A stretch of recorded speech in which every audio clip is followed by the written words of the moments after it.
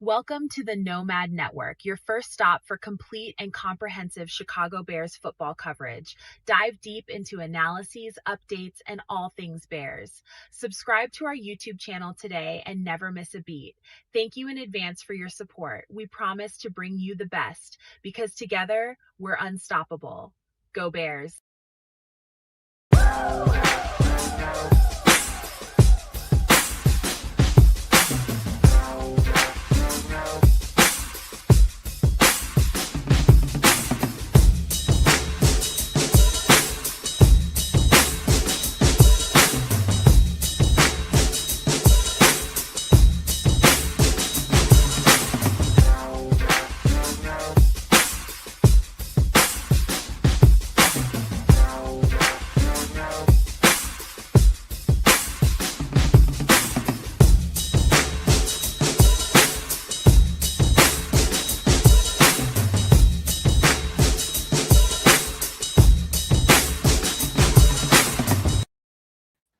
Yo, Nomaniacs. Welcome into another edition of Nomad at Night.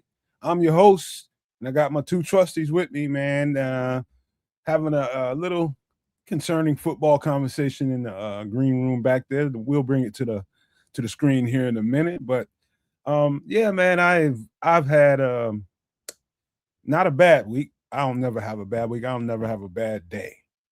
I don't have a bad hour. But, trials and tribulations that come about, people in my neck of the woods are still kind of, taking care of the damage from storms and the tornado that happened around here. And there's been a lot of my attention to that. Still don't have a running vehicle right now because of it. And that we got that going on, but that's a temporary, this is a temporary thing for me. We'll be fine in the big picture, man, because other people have other way bigger problems. Shout out to Jacob on the Don, Naj in here. Good to see y'all in here. I am King Kong. Welcome in, man. But yeah, we got that going on. I ain't the complaining type, man.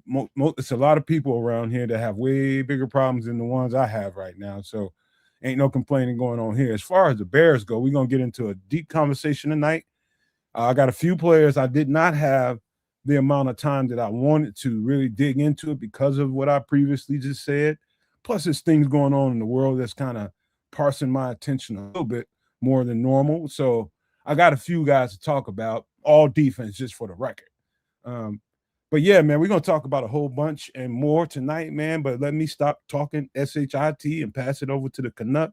Alley-oop. Let's see if he can jump tonight. I ain't jumping, bro. I'm coming off of one hell of a workout day yesterday, man. I got it in, got at it, realized something very major. Told you guys a little while ago that I kind of picked up them cigarettes again over the course of these last couple of weeks, and boy, it sucked every ounce of energy I had out of my body. And I was struggling yesterday, man. I was struggling hard at the gym. So I'm back. I'm just cold turkey again. You know what I mean? Cold turkey again. It's been just about 48 hours, and I plan to continue that on because again, it really, I was really winded, really early getting into my sets yesterday, man. Mind you, I'm sore as an MF. I tried to go a little as hard as I could, even though I'm getting gassed quickly. It just kind of meant, you know what, we'll just do another body group. You know what I mean? Another area of the body. We'll just work that instead, and kind of worked all the way through. Anyways, I'm sore as fuck is what I'm trying to tell you. Well, yeah, but also, kids, even though you change body parts that you're working out on, guess what body part they all share? What? The lungs. Yeah, damn straight they share that one. It's like, I'm gonna say almost with the exception of the legs, man. Like they do clearly, but like the more I work the legs out, the more lungs I have after. It's kind of weird. Legs really affect your like your circulate. It's more circulation than actual oxygen, but oxygen through through the lungs and all that. It feels great after, like, once I switched to my legs, I started to feel better. Well, kids, you're doing better than logically, Dan Brown. You're doing better. He's doing better than Dan Brown. Dan Brown's cat done burned his ass up. Now, just think though, kids, when you work your legs, shoot, the blood has to travel where? To your legs. So you're getting more circulation because your legs are farthest away from your heart. Okay. So you're getting more oxygen throughout the body because the flow of circulation is going further around. More distance. Like, you're making absolute sense of this thing. And let me just be straight up with you. I'm just trying to lift the weight from point A to point B. I don't have time to think about all that shit, man. I just don't. But you're making a lot of sense to me. Either way, we kind of just switched it up, went full body yesterday as opposed to sort of specific groups. And it worked out. It wound up working out. But like I'm telling you, I was just a little bit short on wind, and like I knew exactly why early, and I was like, you know what? No, I gotta cold turkey. We're done with the smokes for now. So hopefully that thing that can last. It's not. I don't have a problem quitting them. It is It's the problem I have is like never doing it again. That's like the problem that I have. So we'll see how things go. But outside of that, man, regular ass week in Bears land. Welcome into all you guys. Thanks for joining us, Jacob Capone, Mr. Mayhem, your boy Lara, Dan Brown, WG, Paul Rodriguez, all you guys out there in the chat. Mad love. Thanks for coming in. I'm King Khan. And my boy the Naj is with us as well. I'm sure the chat will continue to pick up as we go through tonight's episode. But like I say, it's sort of been a little bit of tumbleweeds this week. And, we'll do what we can to keep things exciting regardless. Trip, what it do, man? How's your week, man? It's all good. Got a little taste of the springtime, put on my little boy pants and such. And then kind of cold and blustery out right now, but it's Sunday night. Springtime. What's that? Sorry. Yeah, it's something that I've heard about. Do tell, but a shout out to those in the southwest of these here United States, because there's what you would call a heat wave going on, and as that spreads throughout the country, y'all take care, and if anybody happens to be out in harm's way in a theater of conflict, y'all watch yourselves too. And then everybody else, just watch from the raining from above. But other than that, I'm chilling. Looking forward to, another Nomad at night, maybe a little draft talk. Right on. Oh, for sure. We're going to get into that. We're going to get into some mock draft. I got a few players, like I said. But my human part of this is, in addition to what I was just talking about earlier with people trying to pick up the pieces from all the storm damage, is and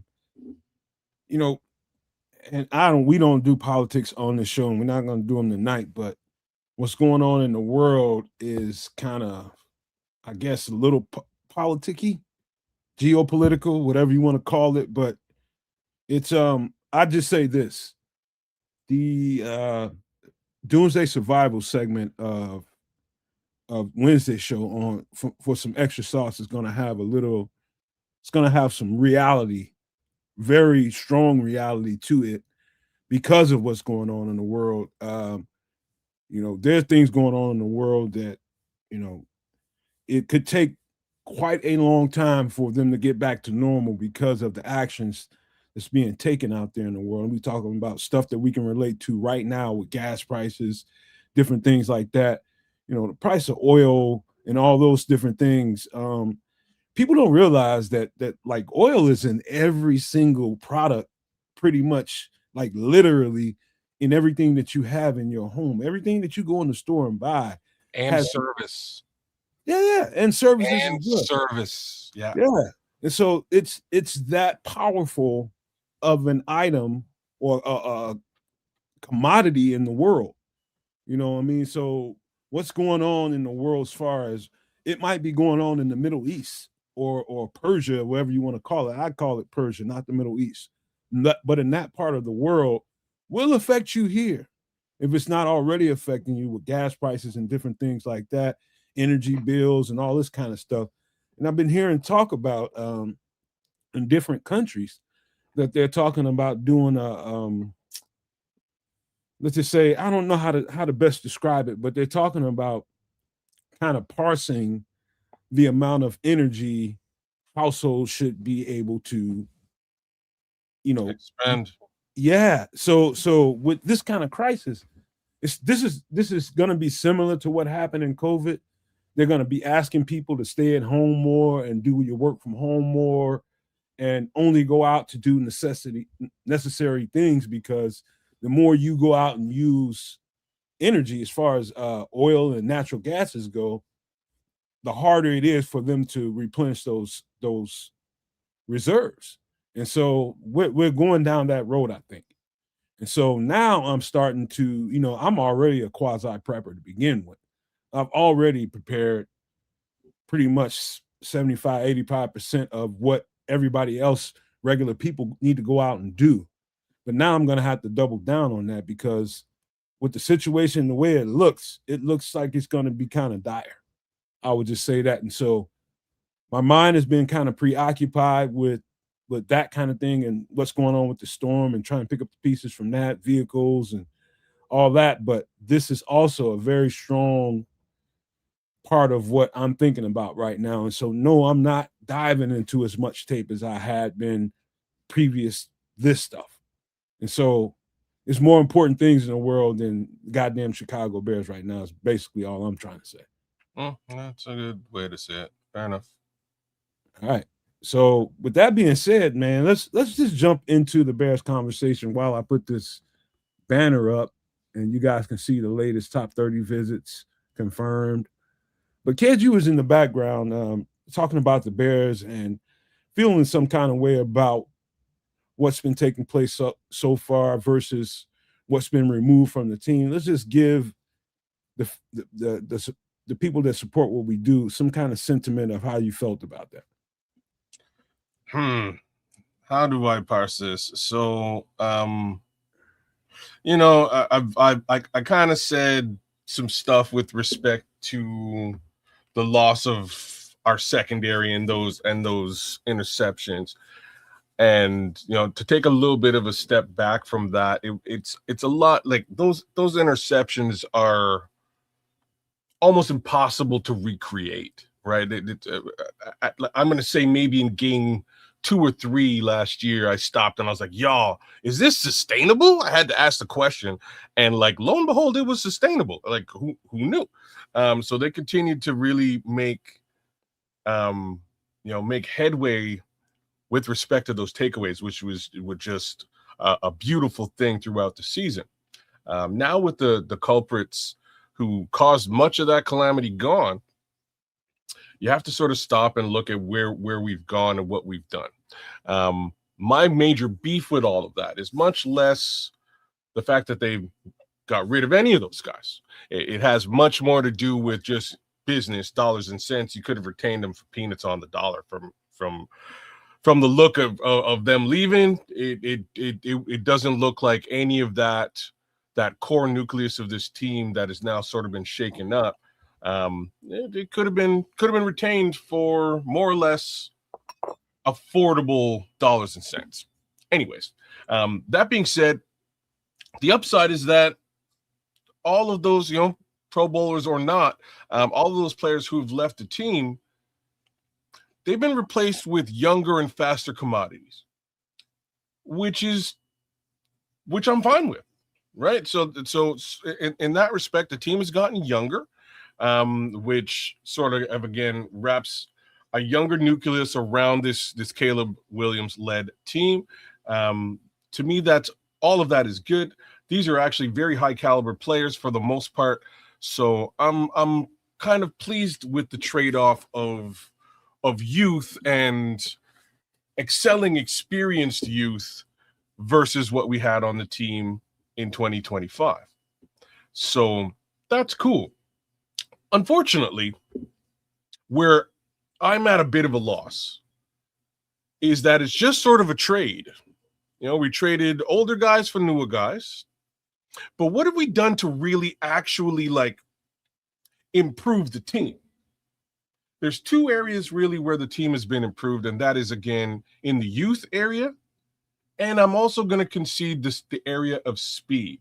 It looks like there was, a fair amount of lacking in the speed department, whether that was on the defensive line, which now looks somewhat faster, whether that was in the linebacker core, which again looks faster, as well as in the secondary itself, which now once more looks faster. So again, kudos to Ryan Poles for doing that and making that level of improvement across that defense. But Kids, let me offer you another perspective, if you don't mind. Yeah. I think about it this way. Whenever there's a new coaching, when the coaching cycle changes over, and there's a new coach brought in at a particular point of the season, there's two things you could do. One is you can go in there right away and completely gut that roster because it's not the guys that you particularly choose to have. You can completely gut it and just go sell out that next season. That's not what they did. The second thing is you can patch it up and let's work with what we have, and we'll add this into it, we'll add that into it, and we'll go for what we know with the patched up situation, right? And so when you look at it through those lenses, you can see they chose the opposite. They chose to patch it up and work with what they had, and look at where it took us. Now, from the perspective that you're talking about, think about now they have a little bit of time to really start doing what they really intend on doing in the first place. And that's kind of revamp the roster to what is more suitable for them. And it's mostly going on the defensive side of the ball because obviously they needed the most help. And so you have an opportunity to bring some guys back and prolong the sickness, if you will, with some of the older players that we have on the roster and some of the guys that, we feel like, okay, we might be able to upgrade that's up for a contract. And so sorting through all of that, I can understand exactly what they're doing. It's just they're being slow and deliberate inside Hallis Hall, not so much front facing to us. And it's starting to get a little concerning for the fans. I'm looking around and I'm seeing what people are saying. They're just like, wow, we look vastly different than we downgraded the team. And just remember, as you have those thoughts, remember this is a work in progress with the reshaping of and retooling of this roster. Yeah, it's not a lot of key names missing. And I was just telling kids in the background, that interception number that we had this year is totally ambiguous, man. Yeah. Totally. Yeah, that can go one way, left or right, anytime it wants to. It's just a number. And so that number is almost impossible to recreate. And that's part of the reason why I'm fine with this. Like where I see what you're saying though, right? Like you're saying that they molded this squad more so to fit Dennis Allen and what he really wants his squad to look like than anything else. So this is basically Dennis Allen, I won't even call it 1.0 defense. We'll call it like 0.1 before this whole thing is finished. But he's just trying to mold the squad into what he ideally looks for with respect to his scheme and things along those lines, which again makes perfect sense to me. My real issue is this, and I'll be more direct here. The moves that were made, I'm okay with. Would I've made them? Probably not, but some of them I would. I'm okay with them. My worry is if the big sieve and the big issue was on that defensive line, I'm not so sure if the moves we've made there are going to correct the issues that we had. And that's really where I'll bury this, right? Well, you basically don't trust me then. You? In my take and how I describe what they have now versus what they had before? No, it's got nothing to do with you, and it's got nothing to do with your description of what Ryan has done, because I can understand where he's coming from, but he sort of took the bargain basement route here, right? He didn't, you know, like these are the Dio Odangbo moves of 2024-ish in 2025. He hasn't, these aren't surefire linchpin moves to say this problem is you know, these are band-aid fixes as opposed to nail in wood. And that's sort of my view of this until proven wrong. Hopefully I am, you know, hopefully these fixes are and prove to be exactly what the doctor ordered for that defensive line. Well, I think I'm just not sure, because like that's where the crux of the issues were. Well, here's the thing though. Let me share this with you real quick, because if you look at it, what you were saying about the departures that we had. Mm-hmm.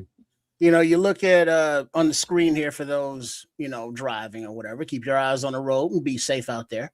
But the players that we lost were kind of ass. And I think that's kind of reflected in the contracts that they got on the open market. The only ones to sign, you know, a multiple year deal was Olamide Zaccheaus, and, you know, we was all good on him. Jonathan Owens, you know, 2-year deal for $5 million. We was good on him. And then Tremaine Edmonds got a 3-year deal, but he got cut. So all of our free agents that Ryan Poles decided not to bring back, you know, it wasn't like they signed multi-year big, you know, money deals anyplace else. So it seems as though the market kind of priced what they were. And, you know, with that said, you know, we were ass on defense, but the smoke and mirrors of the turnovers made it, you know, possible to keep us in games that we were in, or, you know, close enough to have the offense come back, you know, as Caleb is getting that Iceman copywritten, you know, all that. I see you. I ain't mad at you either. But the replacements are, I would say, a 1-for-1, you know, depth wise, you know, but the replacements are faster, are younger, are more of a scheme fit for Dennis Allen. So the sexy move or the name that it's like, yeah, that player, you know, he's going to change everything. I don't know that player existed in free agency, especially considering the financial juggling that's going on. There's a problem. You have to make moves here to bring in this guy, then it's like, oh yeah, but we can kick that can down the road. The salary cap's a myth, blah, blah, blah. And it's like, well, now we're not trying to get into that trap yet, because I understand it's like, yeah, we trade for this guy or sign this guy. We need that one position to get over the hump. Right now, we need a whole new freaking defense, as seen not by the players that let go, but how ass they were last year, aside from the turnovers. So that's what we're getting right now. And it's a process. I understand that Caleb is in his rookie year. Ryan Poles has been here 4 years, but it's like, all right, what else? Now we're 4.5 years in, or coming up to this next draft before we got, you know, Ben Johnson's head coach. You know, we got the franchise quarterback in Caleb Williams. We got the majority of the offense set. You know, we had to replace a Pro Bowl center, but we got a center that was with his team in the Super Bowl to replace him with. You know, left tackle still an issue, but injuries happening, that was unforeseen. Other than that, it's just replacements. Like next year, DeAndre Swift would be out of there, you know, and who's going to replace him? Whereas now the defense is just overhaul, and, you know, we got to get younger. It got to get inexpensive. So I don't think an older or expensive free agent is going to change any damn thing. Well, here I go disagreeing with the way Trips says things. Man, Trips, I tell you what, boy. You're with him for a minute, and I would, and he called them ass, man. I wouldn't call them ass. You know, Trips is they weren't good. once they're not a bad, once they're not. I mean, ass. Let's just say the 29th out of 32. It ain't that ain't good, man. That ain't good. I mean, but he's talking about the guys that we don't have on the team right now that went elsewhere. They ain't ass, man. You know, just because. Well, I mean, as a whole, the defense played as an ass. Individual efforts aside, cool. But as a holistically, yeah, we good without him. That is it goes to the perspective I was just giving kids about the decision they made to not gut it right away because they weren't the guys that they would prefer and patch it up. And so for the guys that Dennis Allen wants and prefers, you saw that right away in free agency, the kind of guys that he's looking for, a little bit more versatile, a little bit more fast, quick, a little bit more burst. He's looking for certain kinds of traits. And not all the guys that we had kind of fit that. And so, you know, to say they ass, I wouldn't say they're ass. I think they perform as best they could, given the circumstances, is the best thing I can say about it. Well, the good was good, but we need better, if not best. Yeah, no doubt about it. Then we're going down that road. And the patience, I think, is the virtue here. You know, not to go again, man. You can't pull a rabbit out of the hat. You might pull a goddamn on. Trick never works. You can't. I mean, there is nothing. You're gonna have to figure out how to get more money into your salary cap structure. Right now, we don't have it. So you ain't. If you ain't got it, you can't spend it. You dig? So what they've done so far, to me, they needed volume and certain traits in that volume. And I think that's what they're trying to do. They're trying to get that defensive front. You got to be able to get home with 4 in this defensive front. You know, when you send 5, you send 6, that's kind of a novelty in this defense. But, you know, getting home with 4 and having the kind of guys that can really give you an interior presence that can do it, that can in turn help the defensive ends get home a little bit faster. I'm going to put a pin in you and ask, do you feel under any pretenses we can hit home with 4 what we got now versus what we had before? You believe that? I do. I know that. Okay. I'm not. I don't. Like, I wish I could say differently. I don't believe we can hit home with 4 now. If what are we looking at the starting for? Booker, Sweat, Gallimore, and Jarrett? Was that the starting front 4? I've been through this a few times with you guys, man. You think Gallimore steps over top of Javon? No. What I'm trying to tell you, so long as Javon is on this roster, he's probably going to be the starter. He's starting. What I'm telling you is how much quicker they are without Andrew Billings, without Chris Williams. Chris Williams was quick.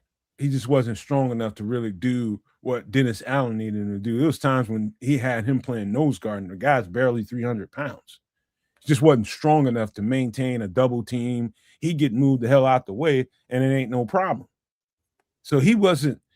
So all the guys that Dennis Allen's brought into here is somewhere between 300 and 315 pounds, somewhere in that neighborhood, somewhere between 300 and 315 pounds.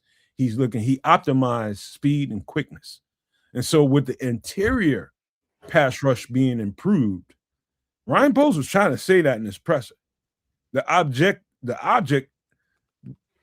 their mission was to get quicker, faster up front, to give these edges a better chance to get home and be more effective as an edge rusher, which is why they didn't go and spend big in the edge market, because they think they improved in the interior that's going to help the edges. I've been trying to say this for a while, but that concept is better seen than heard. And once they're on the field, I think you'll see it. But man, they got a whole lot quicker and faster up front. Just those 2 players in particular, those 3. We're talking about the what's his name? So Neville, talking about Kentavious Street, and the more recent guy, I can just Lynch. Yeah, Lynch. Those 3 guys can really, really get off the ball. And Lynch is he's going to probably be your Andrew Billings in this defense, and he's a little bit undersized as far as his weight goes. But he's fast, bro. Like I'll give Lynch that. He's very quick and he can penetrate. So I don't, I'm this is the mission, y'all. Like I'm just gonna baseline it. The mission is they have to be able to hit home a 4. So come hell or high water when September rolls around. That's what was missing with this defense last year. It's what was missing with Fluke's defense as well. Same general issue. Once they sort that out, whether it's fixed with speed, power, or tools, then you're going to see things shift quite a bit, right? Like you're going to see a massive shift in this defense and its ability to maintain and shut things down. Right now, we are sort of in question.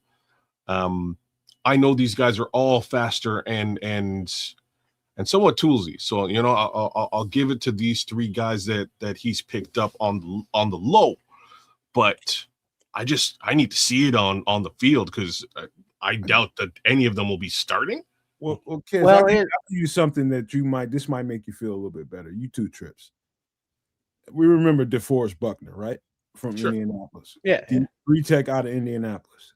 Now, he had some kind of I think a neck injury that happened or something this year, and it forced Neville Gallimore on the field to play his role more often.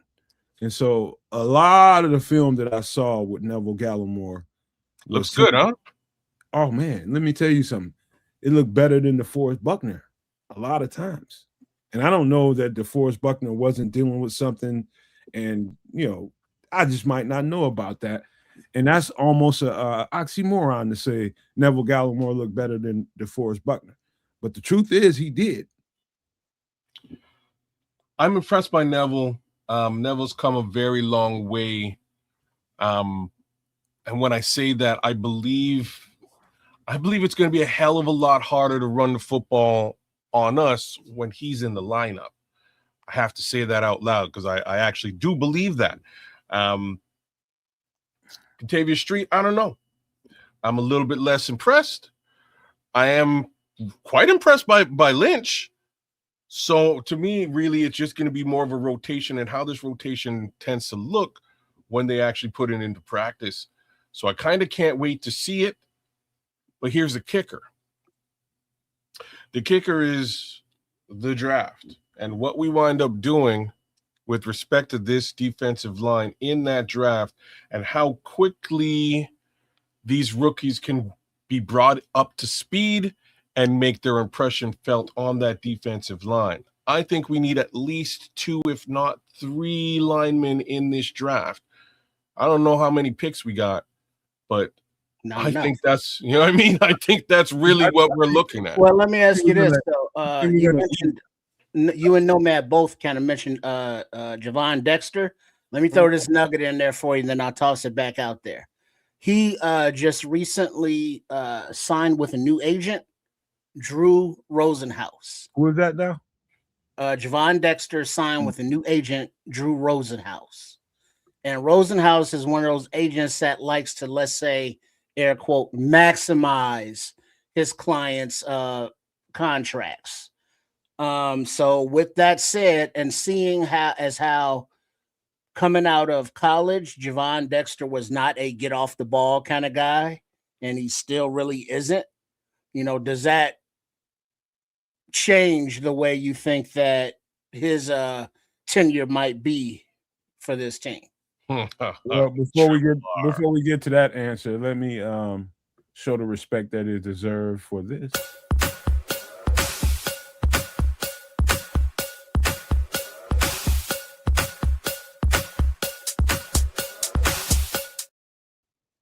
Shout out to Slimbo Boogie for the $2 super chat. We appreciate you, Slim. He says 32 days until the draft. Good off-season conversation. And I like where we are, Slimbo Boogie. To be honest with you, slow and methodical, and they're being very precise about what they're doing.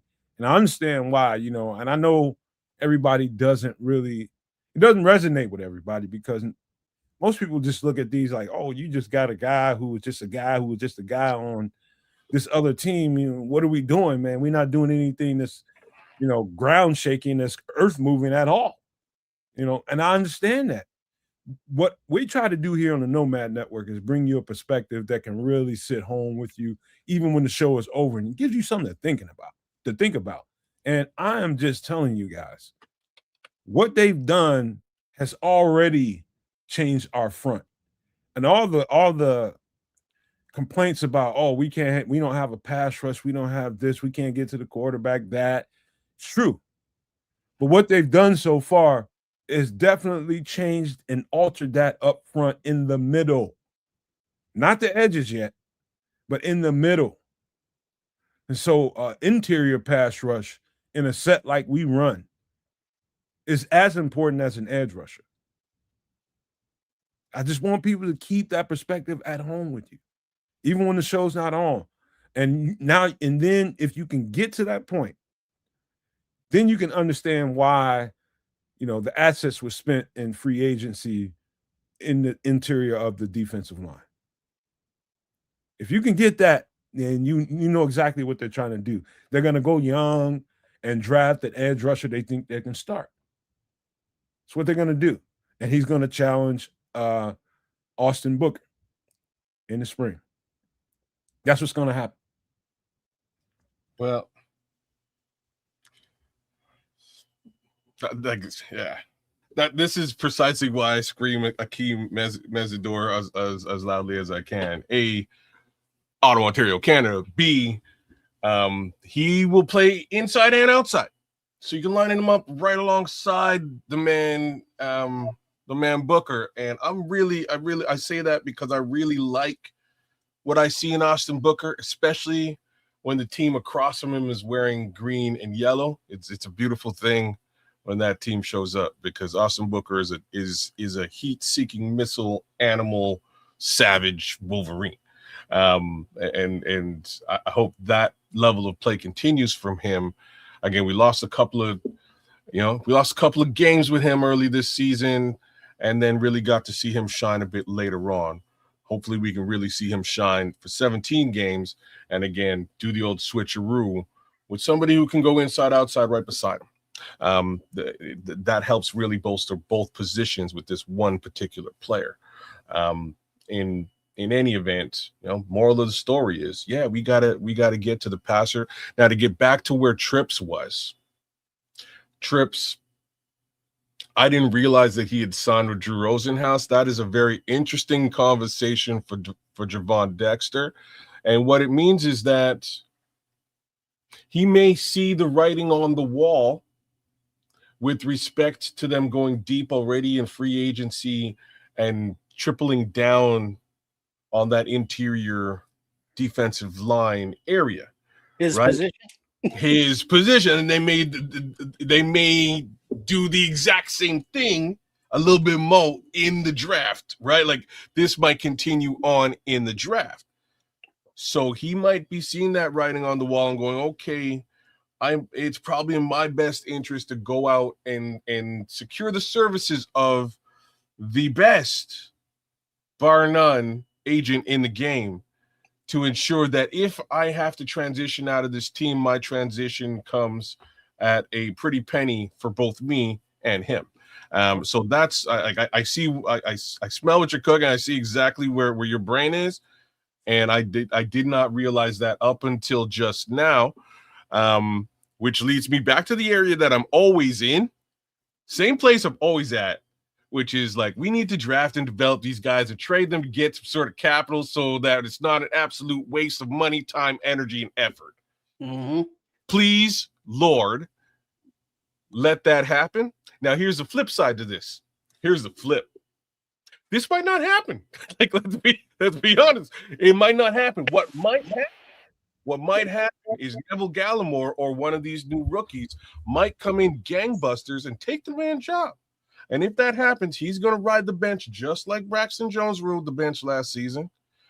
And the new guy who proves himself, and that proof might come in training camp, the new guy might take over that role. And unfortunately, because Mr. Dexter doesn't see the field very frequently moving forward, he might not receive the shine that we're hoping he receives. So maybe, this is me making a prediction before you jump in, Nomad. Maybe we see a late trade of Gervon Dexter before the league year begins. It's very possible. It's very possible. And I'll just say this. Another reason, it could be as simple as this.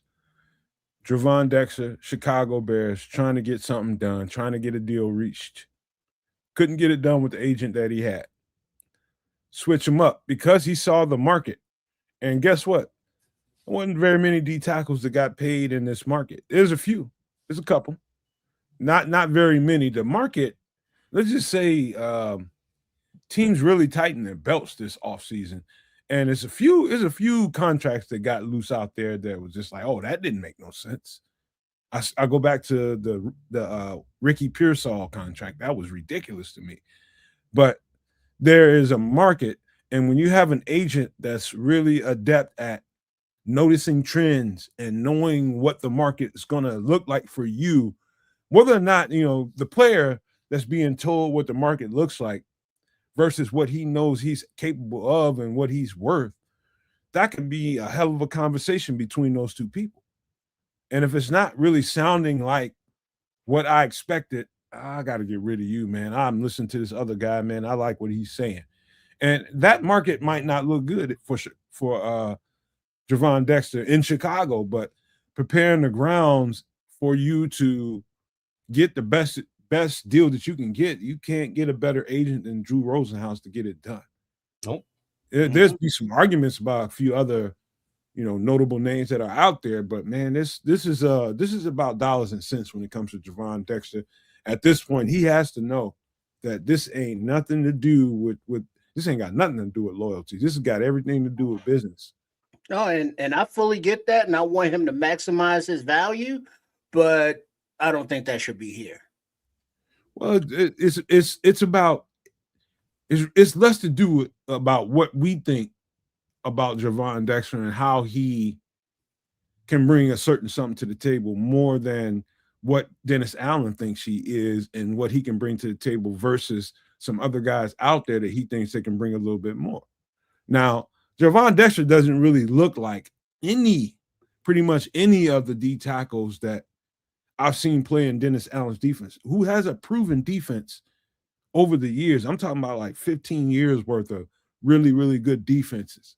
And not one time, and I've studied them, not one time can I find a guy, a 3 technique with the size of Gervon Dexter. Not one time. And that's no shade against Gervon Dexter. That's just me telling you what the track record says. That guy looks more like a Neville Gallimore body. A little bit shorter, a little bit lower to the ground, a little bit more quick, a little bit more explosive, a little more versatile. And Gervon is versatile, just by the way. He can give it to you. He can play 0 technique, 1 technique, as well as 3 technique. But he doesn't really fit the body type that I've seen in Dennis Allen's really good defenses. He just doesn't. You're 1,000,000,000%, and I'm going to ask you, like, what's the easiest area of difference between a Gervon Dexter and a Neville Gallimore? What jumps off the tape with Neville versus Gervon? Lower to the ground, lower pad level, and quickness. All right, I was looking for something else, but all of those things equal get off. Well, here, how about this? When you say get off, I think people hear other people say that and not really understanding. Like, if you have a little bit less of a get off or less quicker get off than the next guy, that doesn't mean that you can't be as effective as a guy that has a little more burst. And so people put so much emphasis on get off because they hear other people say it. They don't really quantify, you can be when the ball is snapped, he's still in his 3-point stance and everybody else is moving. Trips. If you have a slower get off. Now it's about, can you get this blocker off you? Can you rip through this block and really get up the field after that? So that's the next thing you should ask. Well, I think the next thing I really want to ask is, what are there? Phrase it like this: are there any prospects in this draft you think we can get that would legit beat out Dexter in their rookie year? Prospects, yeah. And to True Pilgrim's point, yeah, that's the one like anomaly. Wait, what did he say there? Akeem Hicks did play for Dennis Allen. That's the one anomaly. Yeah, but that get off thing I was talking about. Like we're talking about Akeem Hicks. Akeem Hicks got get off. No, he didn't. What do you mean? No, he didn't. He didn't. What? He didn't have a fast. He didn't have a fast burst. Uh-oh. I'm gonna say it was definitely faster than Javon Dexter's was. No. I disagree with that. Okay, but no. Okay. It's similar, very similar. Akeem was just, let's just say, in the defense that he played in here in Chicago, he wasn't necessarily asked to do what Javon does. It's a 3-4 defense versus a 4-3. There are there are some differences here. It's fair. There you go. That's fair. All right. You know, so I'm not making whatever happens with Javon Dexter. I wish him the best, but traditionally, based on what I've seen in Dennis Allen's defense, he's not optimal. Well, if he's not optimal, I would, totally see him either getting dealt at the trading deadline or before, because he's taking up a roster spot, for somebody that would be more of a fit. Well, Trips, I know how you are. You just want to just get rid of motherfuckers, man. Well, not just willy-nilly. I mean, if they don't fit, there, no love lost. I mean, it's just right now we short numbers as it is, so I'm a little bit less worried about the actual roster spot. I'm back where I always am, and like maybe they can get something for him as opposed to sitting him on the bench, not playing him, and allowing him to walk.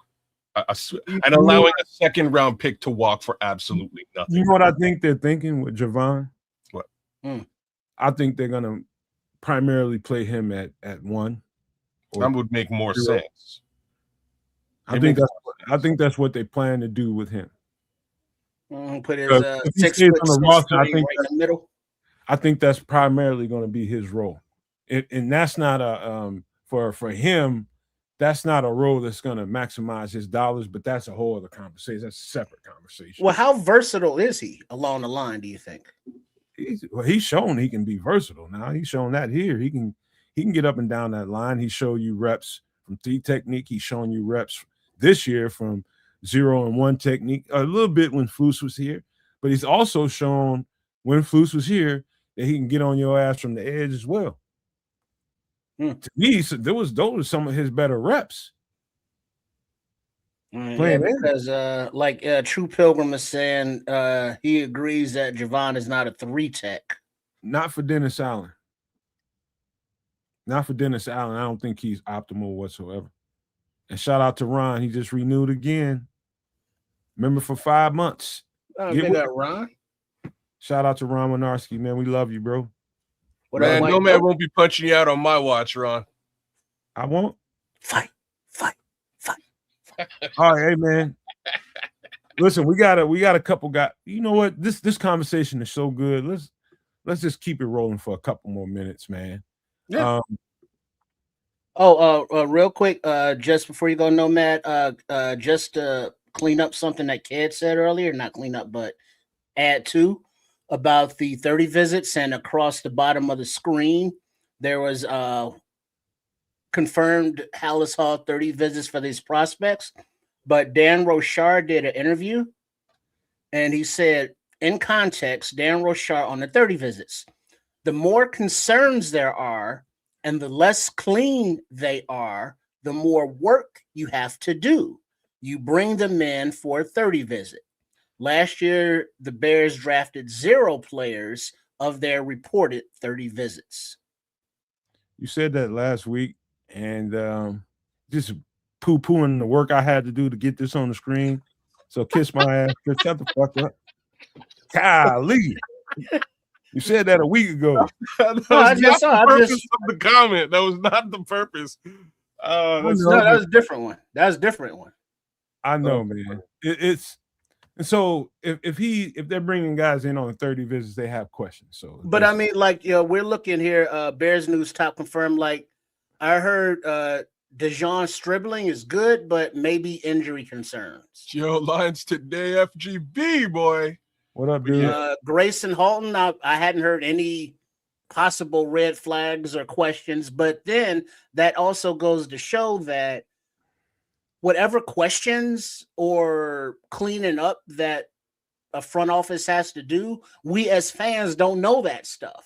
We don't know how the medicals turned out. We don't know how the background is or whatever it is they have to clean up. We don't know what that is. Well, we just did Grayson Halton, I think this week or late last week. We just did Grayson Halton. Yeah. But let me get this off the screen so I can get to some love that's in the chat right here. Give me a second. Where we go?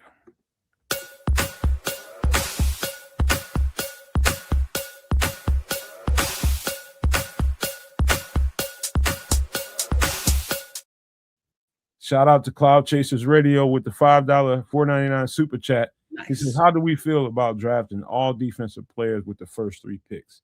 I would be elated. Just me personally. Please, baby, please. Like that's what I think needs to happen. I might even push it. Man, I guess I can't push it to 4th. Like in the 4th, I kind of want them to wheel and deal and maybe get a running back or a wide receiver. But that's kind of how I feel, man. I need those first, the 1 and the 2-2s to be all your line. Build that line out and make that the line of the future. What about where you getting your safety? They go. I'm just hoping they get Bud Clark somewhere in and around somewhere. But isn't he old with injury red flags? Hey, look, man, damn it, Trip. Everybody ain't a spring chicken. You ain't no goddamn spring chicken. Well, I ain't in the draft either. This is what I'm trying to say. But man, this guy, if you had the flu when you was 8, can't be on this roster.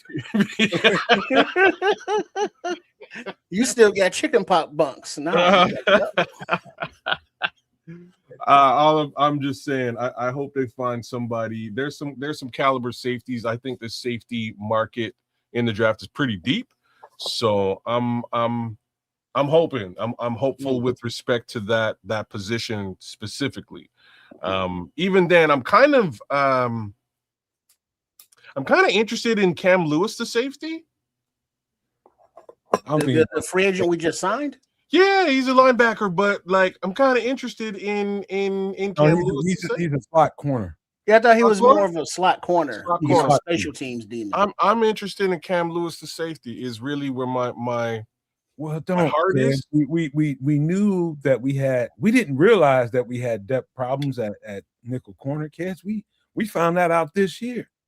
And for whatever reason, they did not put Josh Blackwell in as a replacement to whenever Kylan went down. It was McLeod, then it was Jalen Jones.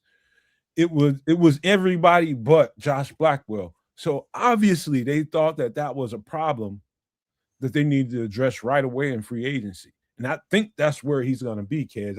If he ends up playing safety, I will correct myself, but I don't think that's what they brought him here for. I'm interested is all I'm trying to say. I'm interested in seeing him. I'm interested in seeing him on the field as a starter. He will not be on the field as a starter at the nickel position. That is clear as day. For sure. Right? That is clear as day. So we can get him on the field potentially again at that strong safety role. I'm interested. I want to see how he potentially performs in that role. I hope they give him some sort of shot at that. It was either last week on Nomad at Night or Extra Sauce, one of them. But Nomad brought up don't sleep on back of the roster guys that have been developing. And one of the names brought up was Dominique Hampton.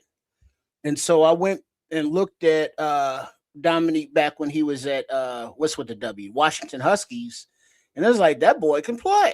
but he looked skinny. He wasn't skinny, but he looked like he needed to bulk up. And so I'm thinking, if he's been on the practice squad, he's bulked up, what position? Because it was like he's a linebacker. He could be a strong safety. He's one of those, hybrid multi-position guys that seems to be, Dennis Allen's thing on every level, from the D-line, linebackers, and defensive backs. And it just seems as though Dominique Hampton could be somebody that we are overlooking that can contribute or will contribute. Dominique Hampton is a guy running back that I know he's a safety slash linebacker. That's right. Okay. He's a guy that I wax poetic about. I wax on, and y'all got to remember me talking about this dude. I was just like, anytime you grab a player that's kind of like, it was obvious. I went and looked at the press conference in Washington from the head coach, and they really tried to switch him from safety to linebacker. For whatever reason, it did not work in the system in Washington, who they run the same system as us, kind of, but in a different way. However, I think that Dominique Hampton happens to be a player that Dennis Allen coveted in that draft and wasn't able to get his hands on him. And he saw the opportunity to get his hands on him in this market, got him off the practice squad, or they cut him outright. I don't know exactly. I don't remember exactly what happened, but I'm glad you brought that up, Trip. Now, he's a guy that when you start looking ahead as to who could be what in this camp and who can play what role, if they put him back at safety, I think you got something. I really do. If you put him at linebacker, I don't know how that's going to turn out. I think he can get it done. He was with us for the last, let's just say, third of the season. They just didn't put him out on the field. And so they've been working with him quietly. Nobody knows about how it's been going and what they're doing with him. He's still listed as a linebacker. And so come springtime, when they put him on the field, we're going to find out some things. And I do think we have a piece in him. I said that about Nashawn Wright when we got him too. I said that then. And I'm just saying that now. Tony, Dominique Hampton is a name to remember. So when I asked the question about safety, I don't know that, Dominique Hampton is or is not better than a safety prospect coming out, but don't think that if, let's say, the Bears don't take a safety until later, that we have to rely on that later on guy to be the full contributor at the position. You want to talk about safety, Trips? Got a player for you. Give me a second. I'm pulling him up. Mm-hmm. Big up to everybody. I got a few players to talk about real quick.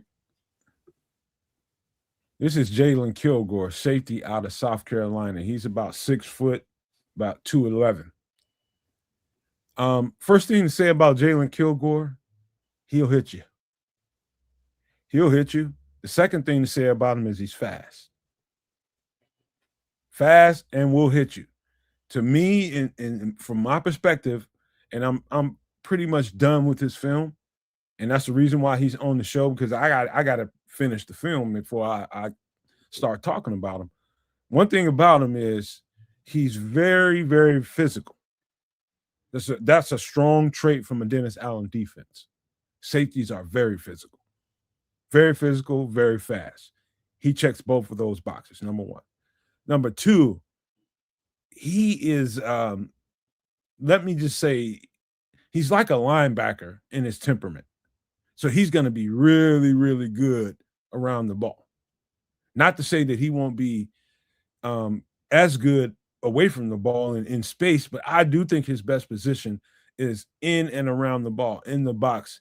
He is going to have dirt flying around him because he's going to be hitting people. He's a sure tackler in open field. He's a man, and he's kind of developing into a ball hawk. He's kind of developing into a ball hawk. But this guy right here, I've seen a lot of Dennis Allen safeties, and they all kind of look like him. Some of them a little bit bigger or taller, but 5'11", 6 foot is good size for a Dennis Allen safety. But Jalen Kilgore is physically fit to play in this Dennis Allen scheme. Just tell me that right now. He's got all the traits. And so sometimes his ball awareness and where the ball is in the air and how to turn and flip his hips and turn his shoulders, that's going to take a little bit of cleaning, but that's not an inhibitor to keep you from drafting a player like this. He's got everything you want. And you don't have to draft this guy high at all. Do you know if he caught the flu when he was 8 years old? He might have. It's over. Yeah, I'm gonna need a doctor's note. He got the measles or something. I had to ask the obvious question because like he's the next guy on my list out like after Bud Clark or in and around Bud Clark. These two guys should be just a little bit later in the draft where you can get a safety confidently, and these guys can do the darn job, right? So I'm interested in Kilgore as well. I think Kilgore it would be a great look for us at that strong safety position too. This is a good look for the Chicago Bears across the board. He is extremely physical in the box, man. He wants to hit. It's what he does. He wants to tackle. He wants to be around the ball, and he wants to be physical. Yeah, he's guys like that. You definitely put some kind of priority sticker on your board if you're in Hallis Hall, and you highlight that. Yeah, you want a physical defense. You get a player like this to help support that. He's got personality. He's just very aggressive. He plays like a linebacker. Yeah, he does. Yeah, it is. I liked what I saw on film from him. He is a sure tackler. Not an arm tackler. You know what I mean? He's. I was kind of impressed by Kilgore. He's not your ball hawk or what I would consider a ball hawk in today's world. But I'm sure over time he can grow into being that ball hawk. Same token, that's going to allow his free safety partner to hawk the ball. So if you want a strong safety with strong safety capabilities, this is one of them guys that I think we should be looking at. Now in coverage, I will say this.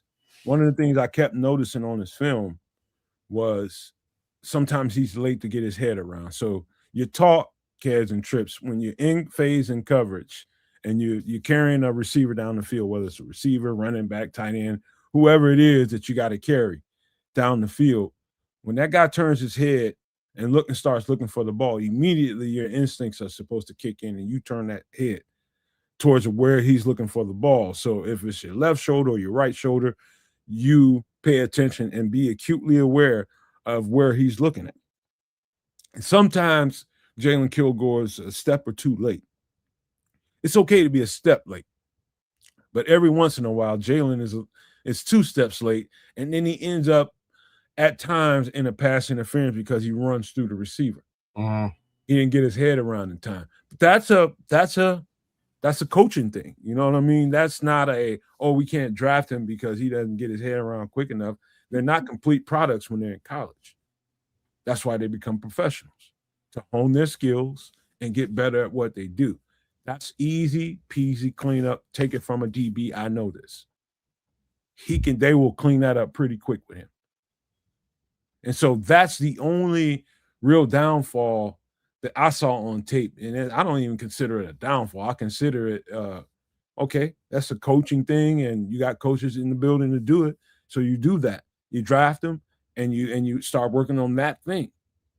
And so to me, that's really the only thing I saw on this film that was just like, oh, wow. And it's not that stark, Keds and Trips. It's just not, it didn't alarm me at all. It was just like, okay, I know he needs to work on that. Okay. Broski Bear saying Wheatley over Kilgore. Any thoughts on Wheatley? Have you had the chance to look? That's from Penn State. We'll get to him. Okay. All right. I think I want to say we got to him already, but I don't know. I don't recall Wheatley. I have to look at the list, but we'll get to him. We'll get to him. Okay. There's a corner that should be spoken about too, and that is Colton Hood out of Tennessee. He's again, man. I start thinking about Dennis Allen's defenses and the kind of corners that play in his defense. What you love about Colton Hood, if you pull him up on tape, kids, you start looking at him.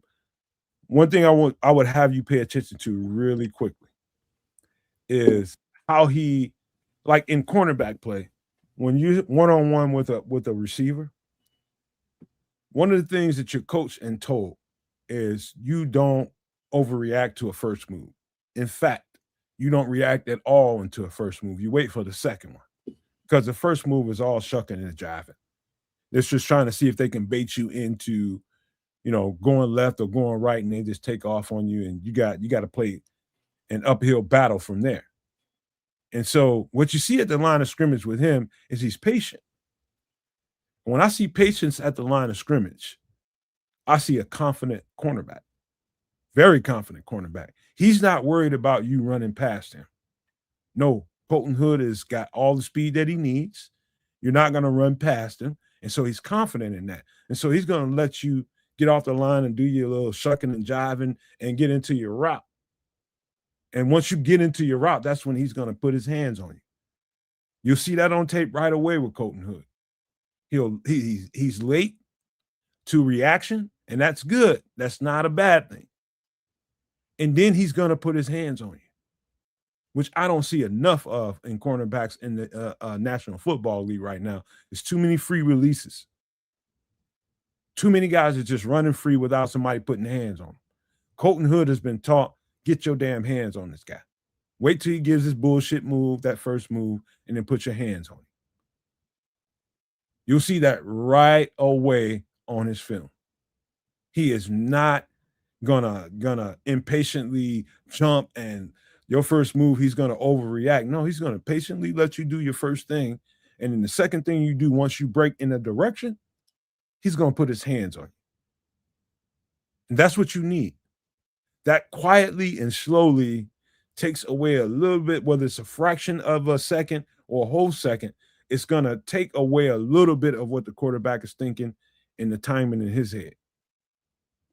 So the game is played that way. It's all timing.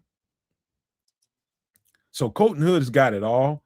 He can cover you in tight spaces. He can cover you in wide spaces. He's physical. He can cover in zone. He can cover in man. And again, the best thing about Colton Hood to me is his confidence and patience. Knowing that you can't run past me, I can run alongside anybody. And so whatever you think you're doing at the line of scrimmage in your first move, I got you once you start breaking on your second one. It's a hell of a trait for a cornerback. Confidence, skill set, and patience. It's almost a lost art in this league. Well, I don't see us doing the CB thing and where Colton Hood is lined up, and that's my only worry here. I have no idea where he's lined up. He's heavily touted, man. As per your assessment of Colton Hood, right? He's highly touted. I think he's definitely top 5 corners in this draft. I would put him at cornerback number 3-4. That's where I would put Colton Hood. That's actually pretty good, Kaz, because he's in that pool. Yeah. In that top 5 corner, in my opinion, so far. I still got tons to look at, I'm sure. I ain't gonna say tons, I still got a lot. Okay. But this guy is good. I mean, his confidence is he should jump out. Yeah. His confidence is through the moon. You ain't worried about this guy on an island playing some guy one-on-one. You know who he reminds me of? Who? It's gonna mess you up when I say it. Don't say it. Jalen. Oh, really? Mm-hmm.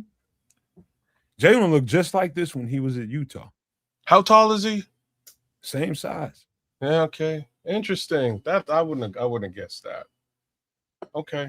Jalen looked exactly like this when he was at Utah. But you're saying maybe a little bit faster. Yeah, he's got better long speed. Oh, okay. Lord, but look at what White Ghost said. What is he saying? He was ranked the highest before injury, and there you, of course, you had to point that shit out, Trip. You know what I mean? Like he's a super solid back, man. He's super solid cornerback. I just don't know. I just don't see us doing this. Like we'll see. You know, I don't particularly see us doing this that early in the draft. I can see us going like you kind of can't go wrong selecting corners. You know, year on year, you kind of can't go wrong. So I do expect us to likely draft one. I just don't. I wouldn't think it'd be at the top of the draft. Now depends on how this whole thing falls. There are some. It could shake up now. It could shake up big time. There's one thing that I have to put into the hearts of all Bears fans now, and so when we were looking at Trey Hendrickson and Max Crosby, what teams were in that market, and where did they fall in the draft, right? Mm-hmm. Yeah. So that it's just a major thing for everybody to understand. If they didn't get an edge, aka Dallas Cowboys, where do you line up in the draft? Are you in front of us or behind us? Knowing that this is a major area of concern for you. Fact of the matter is, Dallas Cowboys have the 20th pick and we have the 25th. So just to put things into perspective, I would not be surprised, even with that being said.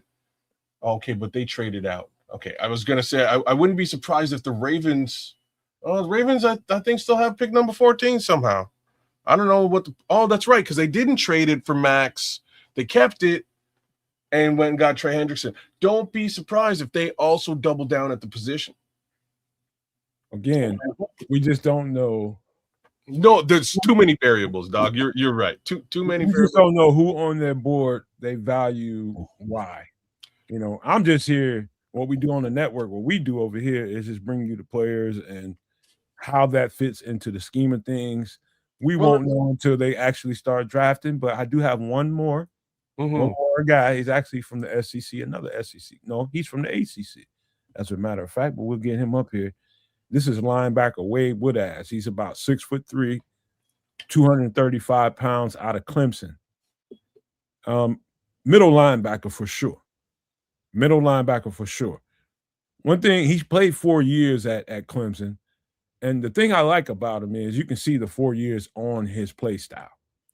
You can see the when you got time, in a system and you got time playing a role, and the better you get at it. And that's just with anybody in any part of life, no matter what job you have, the longer you play that role and the longer you play your position, the better you're supposed to get at it, unless you're just a damn lackey, you just there to collect the check. No, this guy is getting better and better and better the more and more tape you watch. And I watch mostly 2024 and 2025. I mean, 2025, 2024, both of those tapes. And this guy's just constantly getting better. He's getting bigger and stronger as he's doing it too.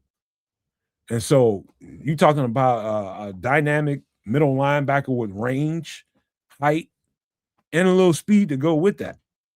Wade Woodaz is exactly what you're looking for when you're looking for a middle linebacker, man. He's got good field awareness. In fact, at times they use him as a quasi edge rusher, at times, from a middle linebacker. And that's just the weird defense they played at Clemson. But this dude right here has got it all. He's a total package. Quietly at Clemson, he was a standout player, man. And, you really can't find a whole lot of flaws. Now, if I had to put a question mark beside Wade Woodaz's name as a linebacker, is I'm not sure about his long speed, like over 30 yards or more. I'm not sure about it, but I think he's got it. Sideline to sideline, if he can be that quick and that fast, he can carry a guy 40 yards down the field. I'm just saying. But this is a solid linebacker right here. Wade Woodaz is complete package as a middle linebacker. And it's a guy that you don't have to worry about getting off the board early. You can wait for him. And you can have a solid linebacker for years to come, middle linebacker. In fact, that's really where we have a need outside of TJ. Yeah, he looked pretty deep in this. I'm just taking a look at draft stock and getting an understanding of his Hang on a second. We got some love, kids. Give me a second. Right on.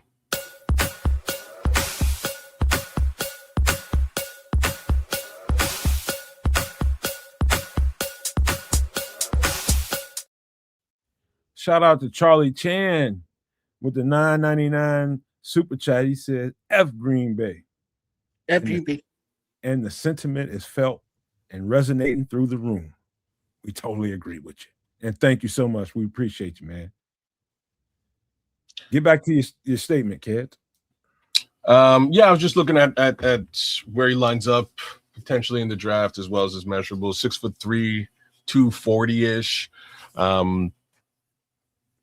Sounds good. Looks like he's pretty lengthy. Just looking at him, that's pretty. That's and he's lean too. There's no real. Yeah, he's lean and muscular. Yeah, that's super solid. I think he's a good look. The guy that I'd like you to take a look at some point is Lander Barton. Already did. Did you take a look at Lander Barton? How do you compare? I got him coming. How do you compare them though? Well, Lander Barton is a little bit slower. He's a little bit longer and he's longer but slower. Okay. But I'll save my take on him until we put him up. We got 30 days to get some guys up here. We'll get some guys up. All right. He's definitely one of them. Right on. I kind of like Lander Barton for potentially all the reasons that you just mentioned here. If you're saying he's a little bit slower, I can understand that he's a bit taller, longer, and weighs a fair amount more. I think he's closer to 255-ish. So to be frank, those would be the two of the guys that I would be looking for a bit later in the draft to fill exactly that middle linebacker depth that I think we're going to need, because I'm not sure who was saying it in the chat. I feel like it was either True Pilgrim or Slimbo Boogie, but potentially, Noah might be on the chopping block. Who knows? Well, I look at it this way. He reminds me of the middle linebacker in Detroit right now. I just can't think of the cat's name. Captain Jack. Yeah, him. Jack Campbell. Jack Campbell. He's like that. And Jack Campbell's not fast at all. He's not very fast at all. But in a short space, it's not about really your 40 time when you're playing linebacker or defensive line. It's about more hustle and angles. It's about your 110 split. It's about your 110 split. It's about your burst. And Jack Campbell's got a pretty decent burst. So does Lander Barton. And he fits that way. And so you need to have a quicker, faster defensive front that can get home in order to justify drafting the Lander Barton. You got to have it. So he doesn't have to be running all goddamn on day. And all he has to do is be quick and fast to the ball when you got a quicker defensive front. And so in that regard, that can make a lot of sense, kids. Yeah. But shout out to Charlie Chan for the $9.99 super chat, man. We appreciate you, dog. We needed it. But that's my players for this week, man. I just didn't have a lot of time this week. I just did not. I'm sorry. I wanted to get like 7 up, at least 6 or 7 up there, but we weren't able to do that this week. But we'll make up for it as best we can on some extra sauce on Wednesday at 8 p.m. Central. But Trips wants to do a little something, and we're gonna try to set the table for him. The more Bears conversation. What you want to do, Trip? All right.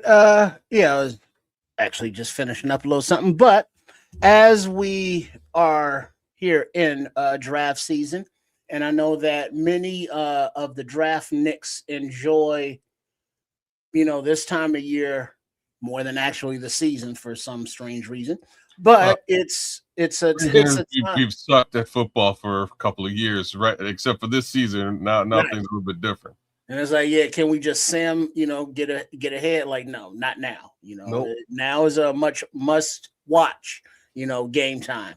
But as we have gone over some of the players that Nomad has highlighted, and we have previously done some mock drafts, but let's actually, as we build toward the draft, which is a little bit over a month from now, make sure you tune in with us on all three networks, Nomad Network, at Cans of Canuck, and Sports Chicago Style. Make sure you are subscribed and watch the draft here with us all 3 days. But as we build the board, let's go through the experiment, the fun of actually building the board. And now we're going to do this with Nomad is going to be our scout. And so what we are going to do is, can you see that okay? Yeah. All right. We're going to have here what you're looking at for those who are looking.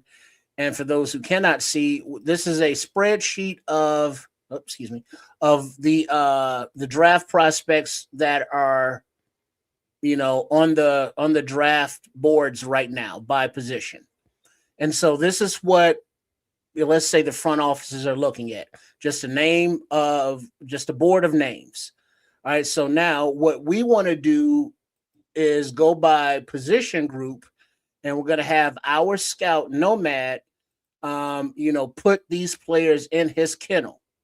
These are only dogs. Now, these are not scheme fits. We'll get to that later, and we'll get to the sequential order by positioning, like who's your number one guy, two guy, and so on. But for right now, Nomad in the quarterback room, just identify the dogs for those that you have grinded their film.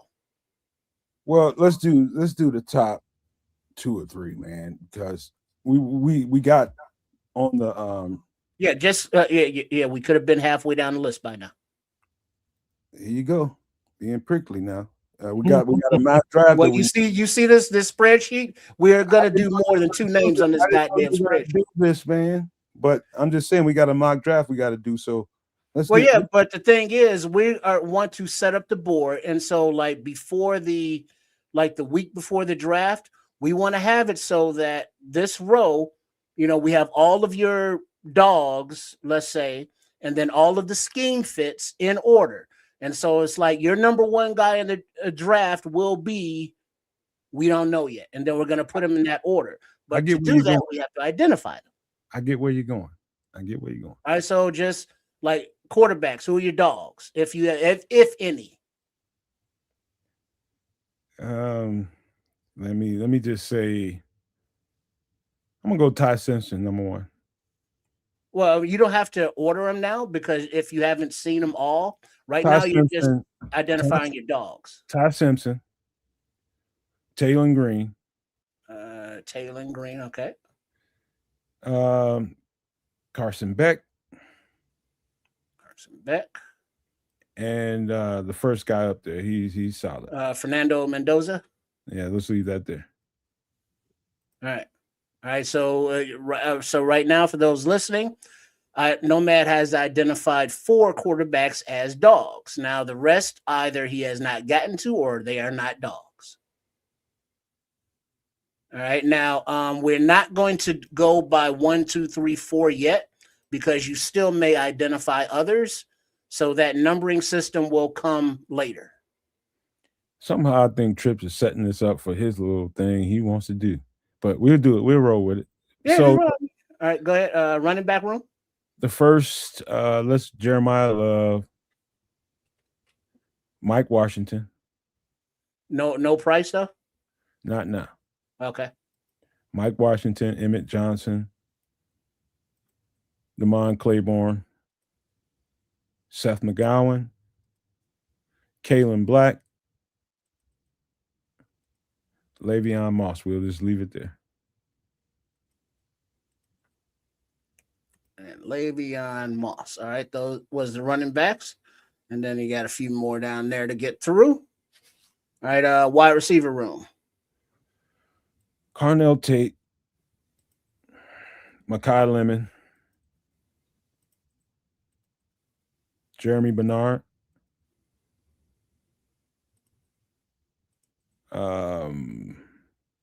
Tonio Williams. Malachi Fields. Brennan Thompson. Let's throw Chris Bell in there.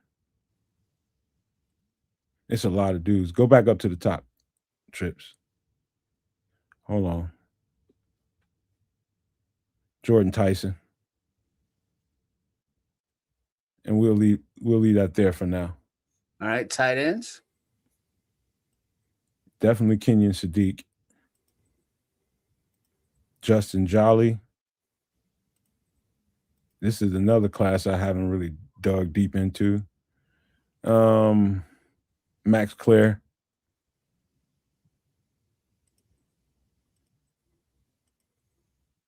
Oh man, hold on. Slow down. Oh, Michael Gillenborg. John Michael Gillenborg. Let's just leave that there. I'm still on those guys. All right. Offensive tackles. The first three for sure.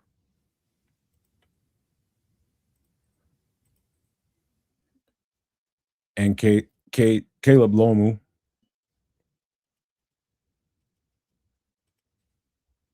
I got a feeling Blake Miller. And just know, guys, this is just the guys that I've really had some time to really check out so far. Drew Shelton. Go down just a little bit more. Isaiah World. All right, Keegan Tross.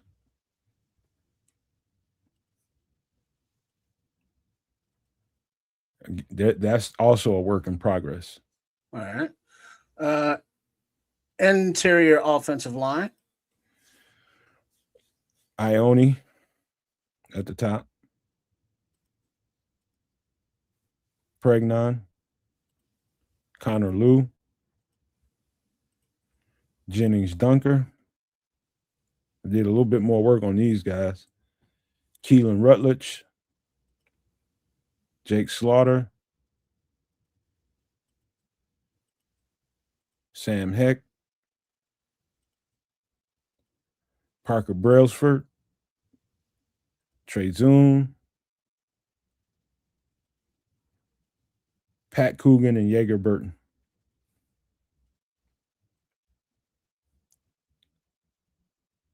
No, not Matt Gublin. Yeager Burton and Pat Coogan. Wait, not Glubin and Coogan. All right. All right. After you take Gubin off of that. One more guy, Bo Stevens. Oh, gee, work. Paul's giving you big ups for the usage of Google Sheets. Oh, word. This is cool. All right, let's get to the next group. All right, defensive line. Oh, it's too many to count, man. I've been spending more time. Like, I'm in love with those guys. Well, so anybody that, let's say, not. Let's start here. Let's go the first three. Lee Hunter. Go down to Daryl Jackson. Dante Corleone. Zane Durant. Tim Keenan. Tyreek Sapp. Caleb Proctor. Let's scroll down just a little bit more. We get one or two more guys. All right. Let's go Tyler One Diem. And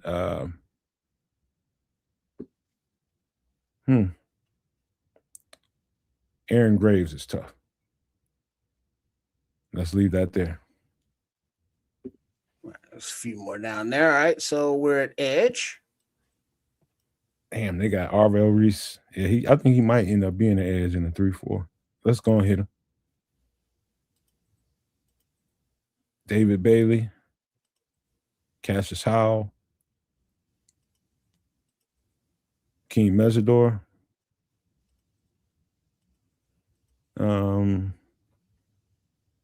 I'm still not complete on these next 3 guys. I'm more complete on Zion Young than I am on the other 2 guys.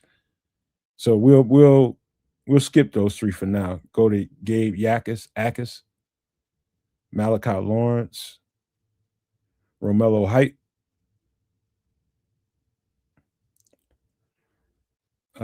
Scroll down a little bit more. Nadame Tucker, Max Llewellyn, and we'll stop there. All right.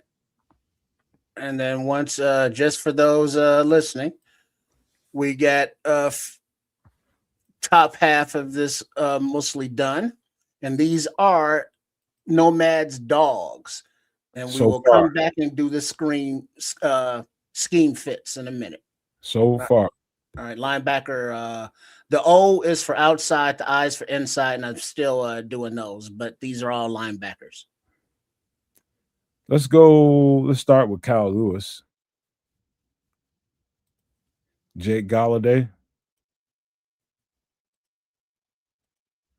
Rodriguez is the dog. He's just slow a little bit. Let's go and give we talking about dogs, man. You're not going to include Sonny Styles in that? Or is that just a given? He's learning the position. Let's go and give him a highlight. His first year playing linebacker full time, and it's kind of hard to grade that. Mm-hmm. Let's get Deontay Lawson in there. Torian York. Harold Perkins, Bryce Boucher.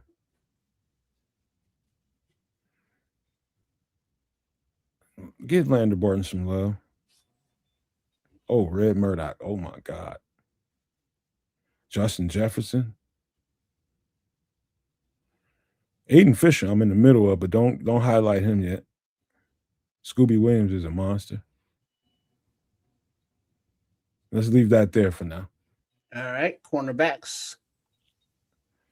Mansour Delane, McCoy, and Terrell, all the first 4. CC's nice. Pons is also nice. It's too many trips. Keontae Scott. David Igbignason. Okay. Malik Muhammad. Yeah. Chandler Rivers. Will Lee. Hezekiah Masters. And Damani Jackson. No love for Takario Davis. I'm still on it. Okay. And I can't give you. I can only give you what I'm completely done with. Devon Marshall. Go down a little bit more, Trip. A little more. There's some guys on this list that's not on this list that should be. Okay, we'll leave it there for now. Well, this is the bottom right here. Damn, that's a long ass list at corner. Yeah, there's some dudes down there.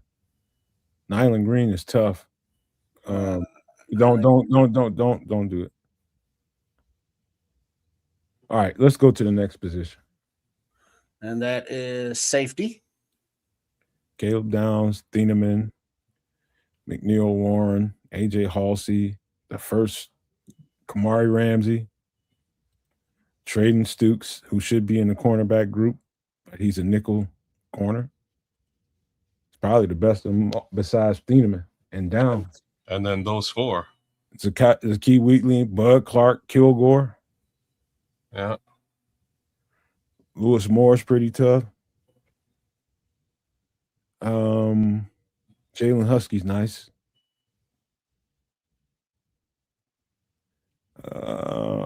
Deshaun Singleton's all right too. Oh, Xavier Wongpa. He's no, don't give him a dog, but he's tough. Keep going. Keep going. Miles Scott. Jalen Catalan. One more. We'll pick one more. Let's go down the list a little bit more. Ooh, Shaheem Brown. Let's call that one for now. And then that's the end of the list right here. All right. Let's. And then you don't know nothing about no kickers though. No, fuck them. Or punters. Who does know anything about? Well, I don't know. There was one kicker that was kicking 70-yarders and running like a 4.4. So I don't know. Man, Yeah, I know what you're talking about. Working at McDonald's. All right. So now if we look at it, I'm sorry, wrong way. Now these are all our positions, and these are thus far in highlighted backdrop in orange. You know, Nomad's dogs. Hold up. We missed a guy. Who that? You missed one. D tackle Caden Proctor. No, you got him. No, he didn't. I didn't see him highlighted. Defensive tackle, Caden Proctor.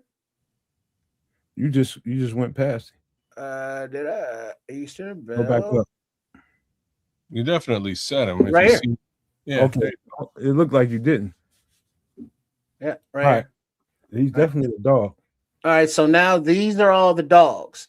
Now, before we get to the mock, and we are not going to do the numbering system yet because he hasn't gotten through them all, so just the ones that are highlighted.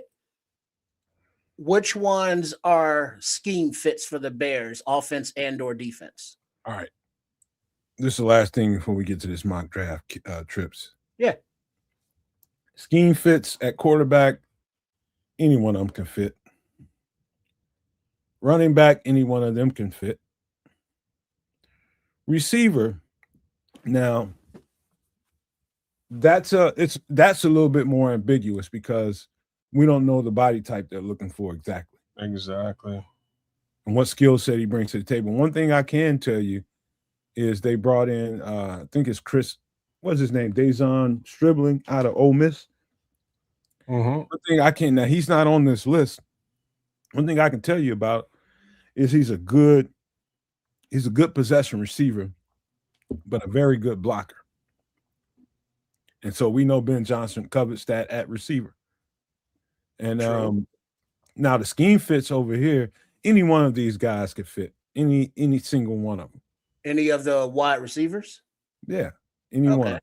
Now, whether they play X, Z, and all that kind of stuff is a conversation for another time. But either one of them can fit. Kenyon Sadiq is at tight end is more weapon than anything else. I'm not gonna say he's strong as shit. If you end up drafting a guy, which I doubt we do, because you're gonna have to get him way early, he is gonna be asked to be an inline blocker more than he ever was, and he can do it. I've seen it at Oregon. So the other guys definitely fit. Justin Jolly is another kind of weaponized kind of guy, but he can also get it done in both positions. They all get the memo that not only do you have to be a receiver in any kind of offense, you need to be able to be in line and blocking. And they all get that memo. Every single one of those guys would work. It just, how would he work in this offense? All right, because now just remember, these are all scheme fits, not just dogs. They're already dogs. We know that. But these are guys that, Ben Johnson and Dennis Allen would be like, yeah, let's go. And John Michael. Who? John Michael Gillenborg. He fits. All right. So that's the tight end room. Now we're at offensive tackles. The thing about half of these guys is if they don't play right tackle, like Drew Shelton is the one that played, to me, the most left tackle out of them all, besides maybe Blake Miller probably played a little bit more. But yeah, the left tackle solely draft is not very rich. I think you're gonna have to look at some of these guys and see what kind of traits they have and do they transfer over. Why you keep moving around, Trip? See if they transfer over to left tackle. And I think all these guys have a skill set. However, I do think a guy like Drew Shelton probably translates a little bit better to guard. He's a bigger body, much big. He's just a big body, But that's a conversation for a whole other time. They're all fit. Mm-hmm. The same thing as Ion. Same thing with him. Pregnon, say the same thing. These are all interior guys that fit. No need to talk about that. Arvell Reese going all the way over to edge. That's going to be, he might, depending on where they decide to draft a guy like him, it's going to be funny where if somebody asks him just to be a linebacker, play linebacker, be my middle linebacker or my will linebacker, can he be okay with that?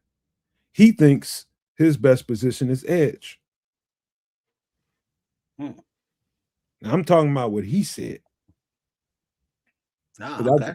I just jumped the gun a little bit, but over to Ruben Bain and the defensive lineman, I think Ruben Bain is going to be more D tackle as his career goes on. I think he can play edge and get you some reps over there, but that's more of a Cam Jordan type of body. So who would who's Dennis Allen fits in D line? All three of those guys. Lee Hunt. And for those that can't see the Fits, I'm just changing their name to blue. The non-Fits but dogs remaining in black. I would highlight more than anything Peter Woods and in this group here, Peter Woods and Lee Hunter in this set.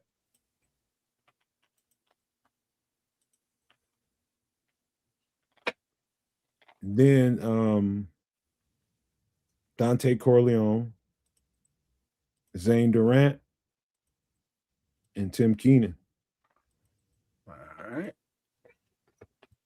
Caleb Proctor as well. So any one of these could be our new D tackle. All right, now I guess we're over the edge. Yeah. David Bailey. Keem Mesidor. Keldrick Falk, but we didn't highlight him.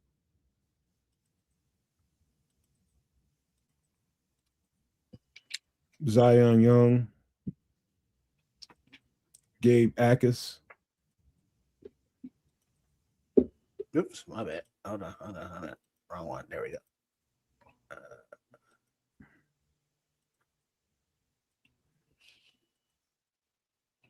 Danny Dennis Sutton.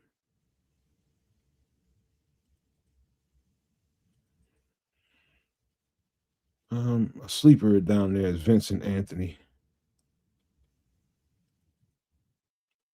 And Mikael Kamara. Also George Gums. All righty. And Gums.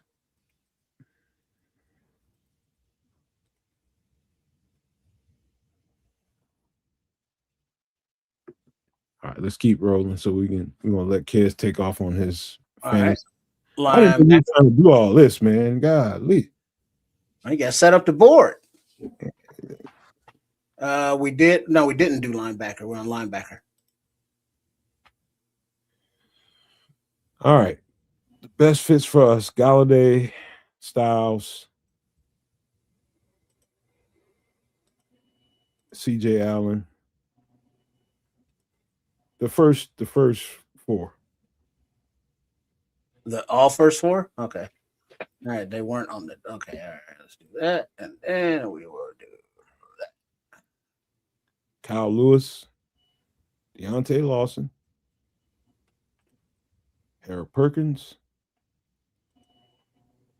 Like the whole goddamn list there. So all of them? Yep. And Red Murdoch. All right.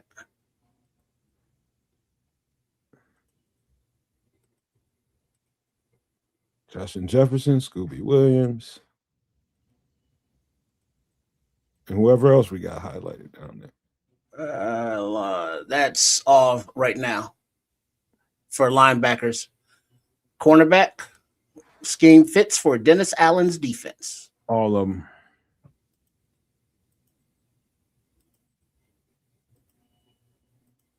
All right, and then that makes it easy. At least for these purposes. And then we got a few more down here, and then we'll finish up just about, because punter and kicker are not things right now. So the final grouping that we will colorize for Nomad's dogs as well as scheme fits are the safeties. You building this up the wrong way, Trips. This is probably something we should have did off camera, man. No, this is something that you do on camera, because ain't nobody got time to do this bullshit off camera. Well, we have to, because this is boring as fuck. All those guys. All right, so this is setting up the board. You know, it's not always sexy. You know, but this is how it's done. So these anybody that we highlighted. And so now, once we get all these done, when we come back next week or the next time we do the draft talk, you know, this part's already done. And so we'll just add more players to it as Nomad discovers them, if any. And then, you know, we can take them, and now we'll cut all of these out, and then we'll, you know, progress on, you know, throughout the off season. All right. We done? So that's how, you know, we're building this board. You know, this is just the first phase of it. So now we can take let's see, a smaller look. Oh, that's too small. And so now you can see here, these are Nomad's dogs, and the ones highlighted in blue are scheme fits. So we will stop this here. We got these still to get through, if any. And then we are building the board, y'all. Let me answer a quick question. Leo Factor says, Nomad, which interior D-line guy on that list you think Dennis Allen would be asking for? I tell you, the first name that popped up in my head is a guy a little bit further down the line, and that's the Godfather, Dante Corleone. Dante Corleone is definitely a Dennis Allen type guy.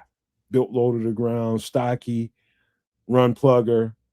He's gonna mess it up in the middle for a lot of teams, man.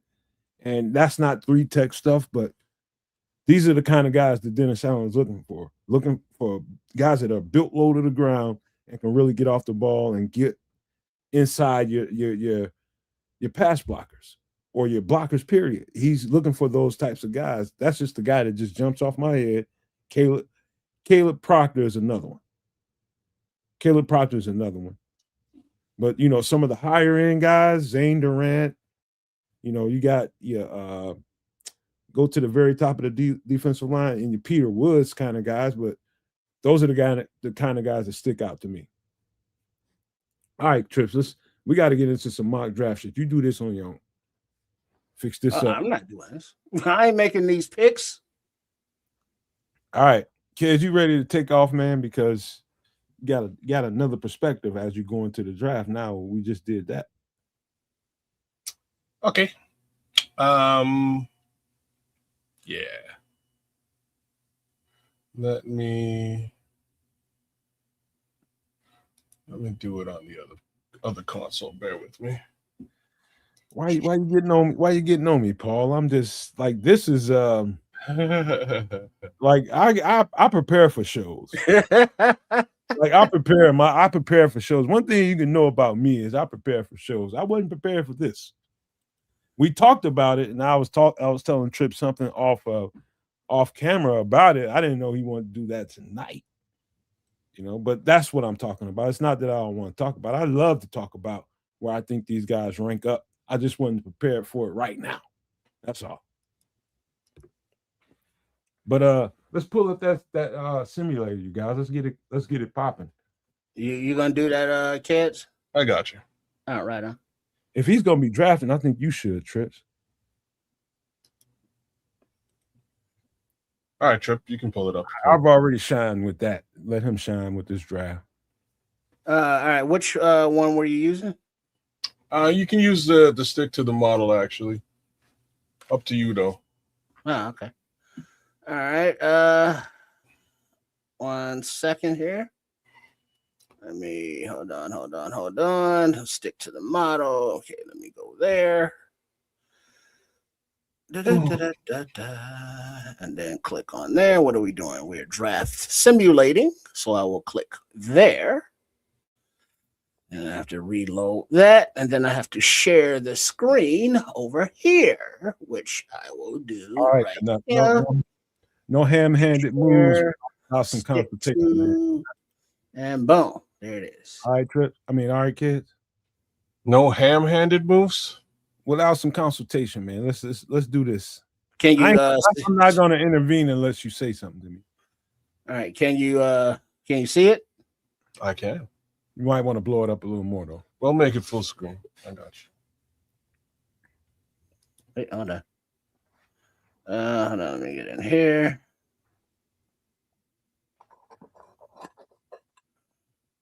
All right. Maybe one more. If y'all can see it well in the chat, somebody give me a thumbs up, please. How's that looking? Looks decent. You might want to adjust a little bit larger. But tell me if that affects your overall view. Hold on. That's good. That looks good. That's better. From my perspective. All right. There you go. All right. Yeah, I'll just be here. You just tell me what to click on. All right. You can click on that start button. Oh. As discovered previously, trading up is probably not in the cards. So we'll let this thing ride out and see what goes down.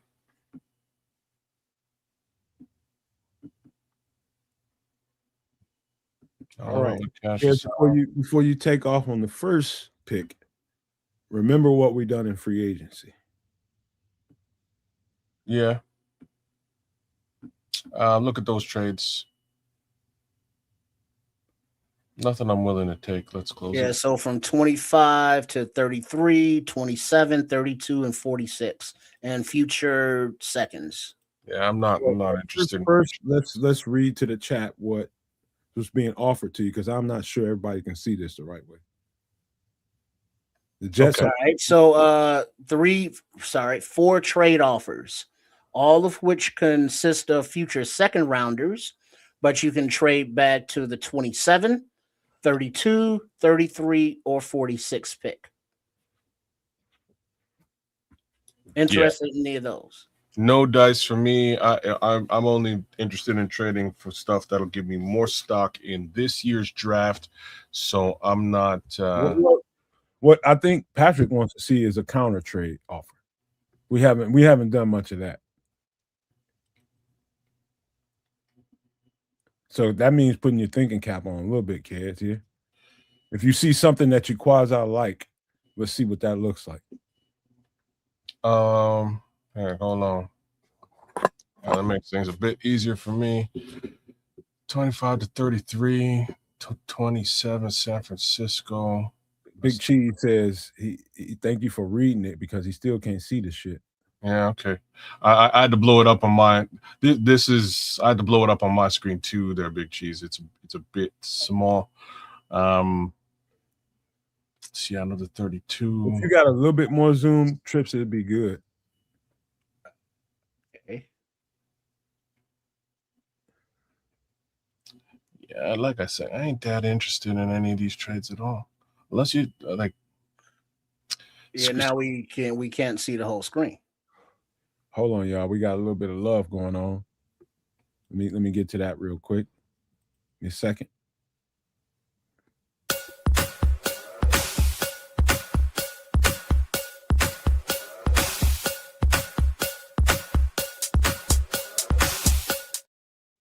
Leo Factor with the $4.99 super chat.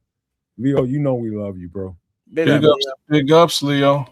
Yeah, You know- this is as big as it gets because the other one distorts the screen. All right, that's good. Good enough. We just have to explain it out from here on, man. So, Okay, so just do me a favor, close this for a second before we go through this thing once more. Slowly scroll down the left-hand side for me, please. Thank you.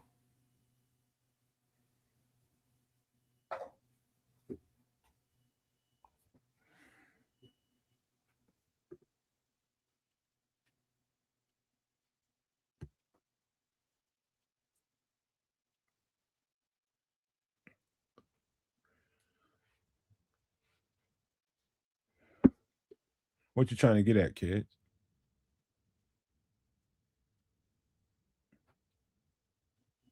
Okay. I'm just trying to see very, very quickly if Mesidor is taken. I don't see him being taken yet. He must still be on the board here somewhere. I think that's if he's there, he's the most sensible move. Right there. There he is. And you have to take him.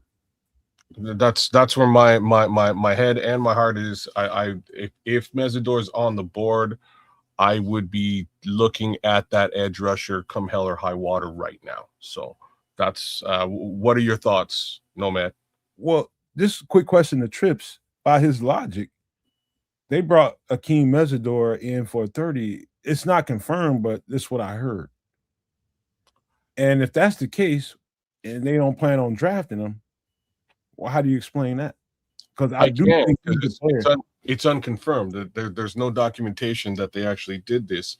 So they probably did, like they probably did bring him in because they have interest in him, but didn't want to document it so that folks don't really know. Well, it is definitely not on the confirmed list. That's it.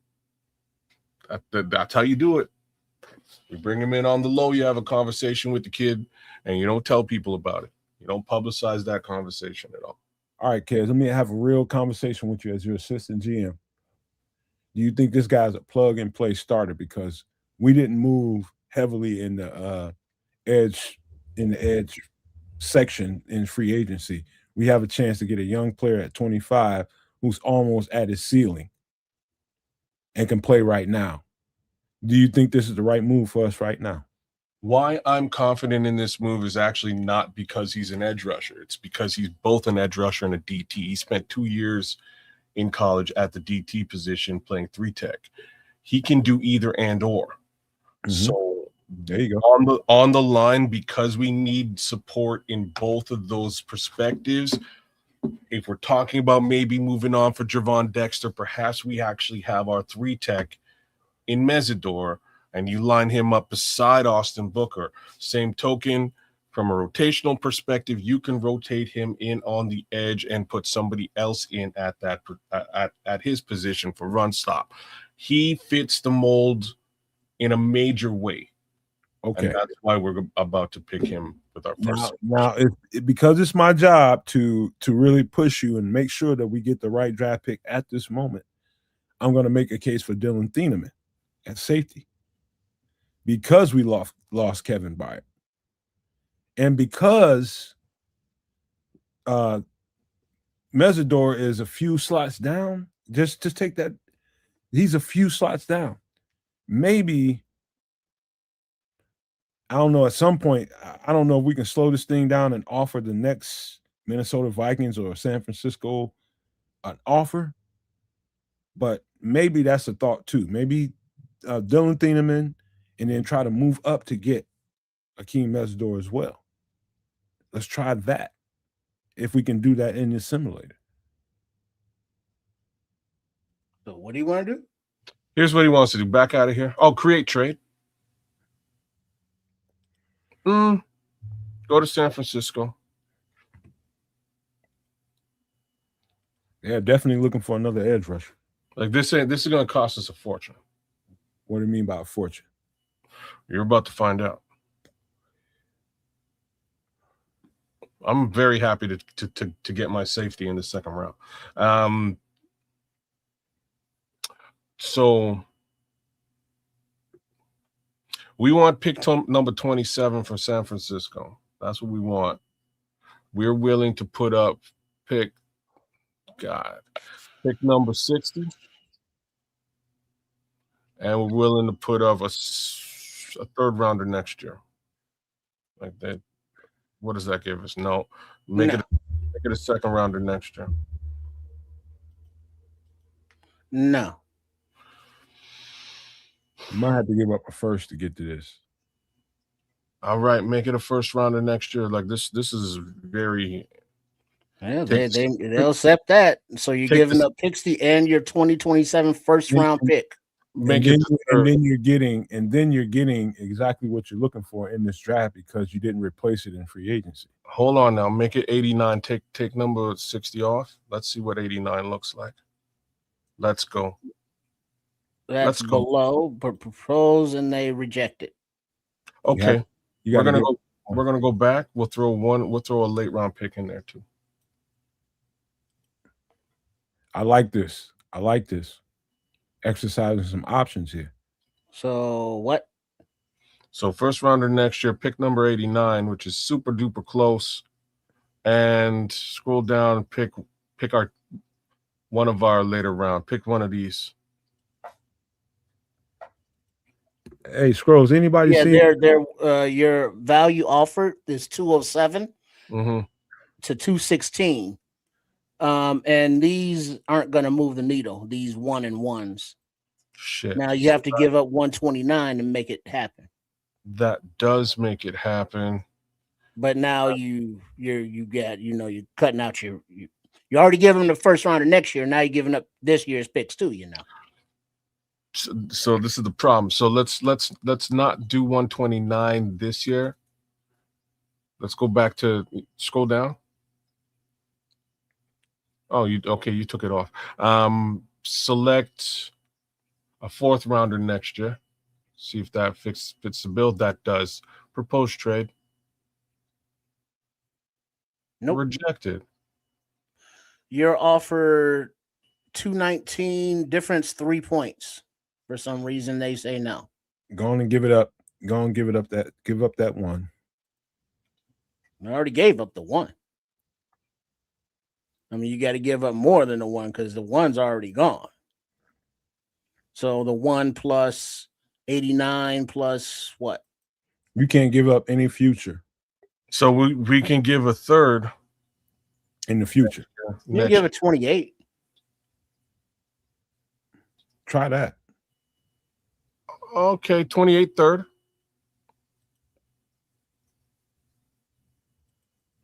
Accept it. All right, that's wild fair. That's crazy, but I don't mind how that actually shook out, to be frank with y'all. Okay. That's so not you gave up like a lot for what? 2 players that you need. So in this scenario, we are going to take Dylan Thieneman at 25.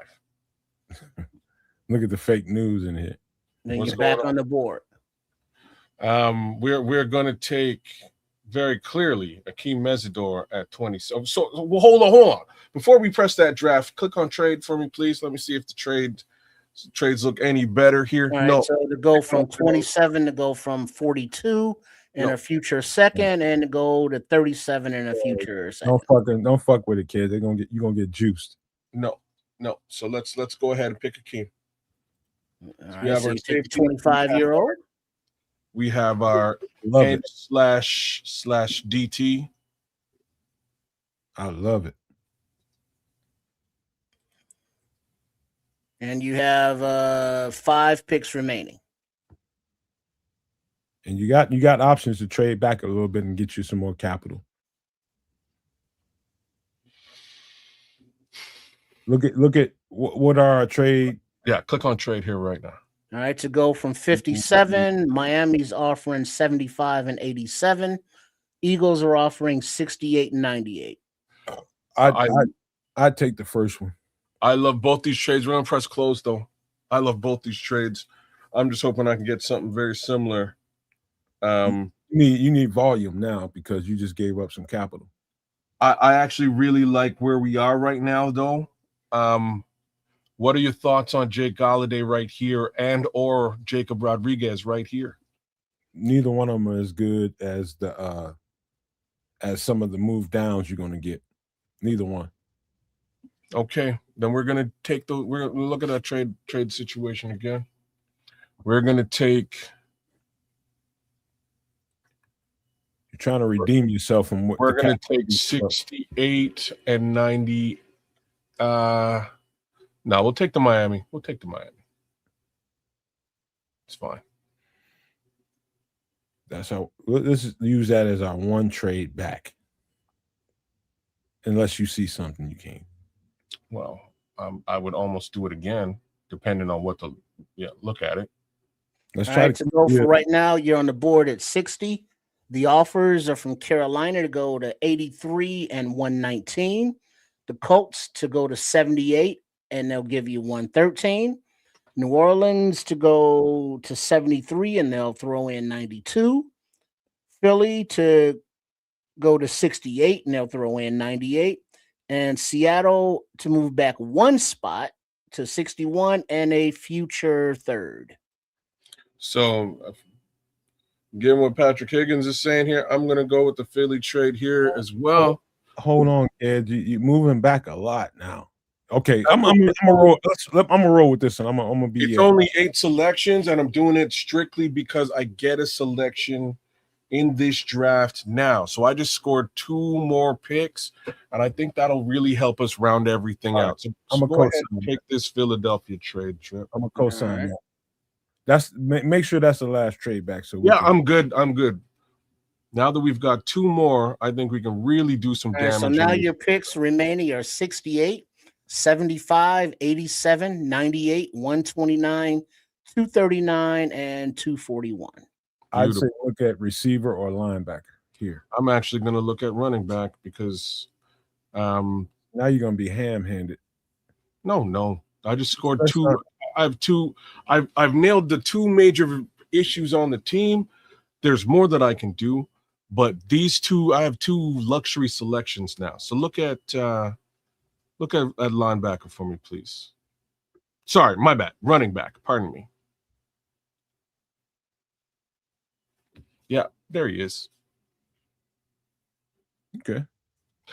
Before we do that, my next selection is. At least look at the linebackers. You're at 68 now, and then 75 and 87.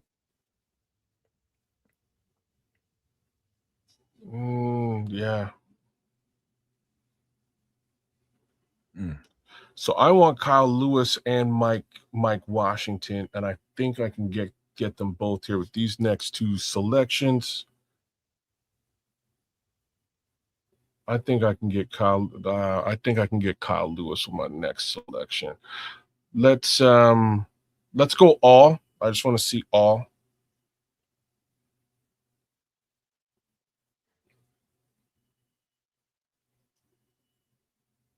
Yeah.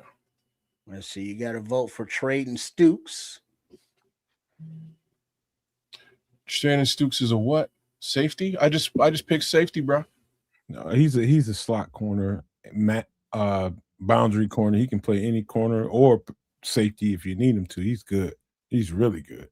And we've already addressed safety with Thieneman and edge with Mesidor. Okay. I'm selecting Mike Washington here. Do you have an issue with that, Nomad? I don't have an issue with anything. I'm just gonna counter if I can. Yes. If that's what you want, go ahead and do it. I think he'll be gone by the time I make another move here. And I'm hoping, and I hoped with the right intentions, there you go, that Kyle Lewis would still be on the board, and there he is. So there's our outside linebacker again. Thoughts in respect to that? None taken. The draft button has been pressed. I thought that's what you wanted. It's all good. It is what I wanted. So at 87 now. All right, now you're at 87. Remaining picks are 98, 129, 239, and 241. You got 2 trade offers to go with Dallas from 87 back to 112, and they throw in a 152, or the Chefs to go from 87 to 109, and they throw in a 148. So I'm just not going to be a general jerk here tonight. We're going to finish this draft with the remaining 4 selections that we have. I think,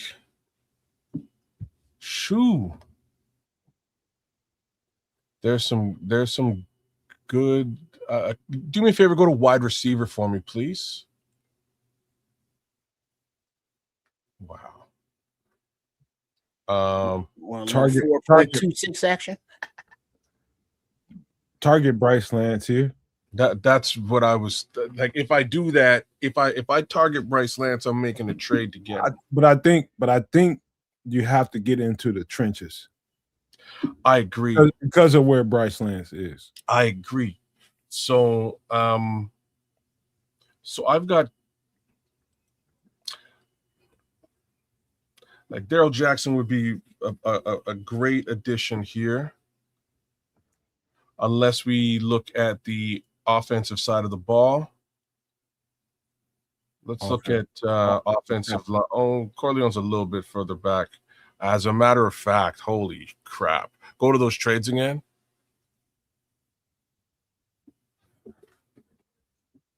Back to 109 or 112 and pick up a 148 or 152.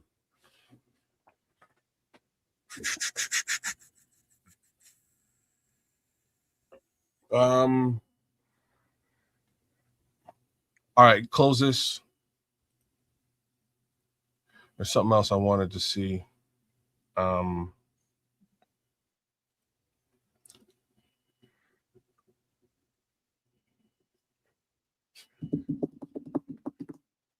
What did I want to see? Oh, I want to see center, please. Interior O-line, Iowa.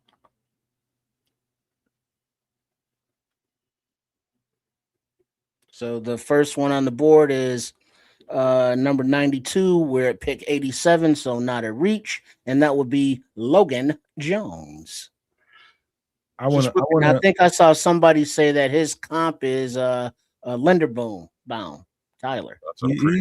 He's nice. I think highly of him. I just want to challenge kids with this. You got an edge, you got a safety. What else you get? You get a running back. But you didn't do anything on the interior of your D line. You didn't get 3 tech, you didn't get nose guard yet. Yeah, but I'm looking at let's explore what he's saying. So we're gonna go back to the interior line. I can look at Darrell Jackson right now.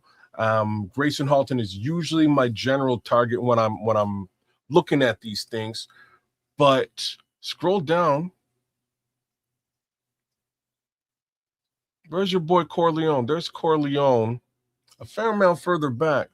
I could look at Corleone. He's a nose guard. Do I need a 3? Caleb Proctor down here too still. I think in my opinion, you should be looking at a 3 technique here. Go back to the top, Trips. Just slow down. Yeah, okay, go back to the top. DeMonte Capehart would be the later round 3 tech I would look at. Usually I'm looking at Grayson Holland, likely with my next selection. Scroll up.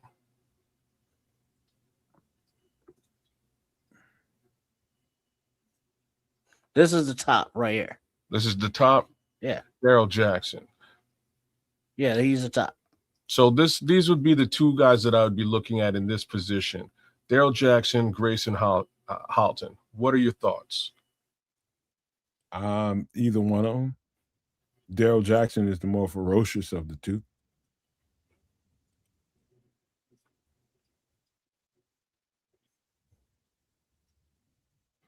Darrell Jackson is much more tenacious. Okay. And just numbers wise, Jackson is 91, Halton's 97. We're at 87, where you're picking now. And this is sort of what I'm thinking. Let's go back to all, Chuck. And Logan Jones is right beside him.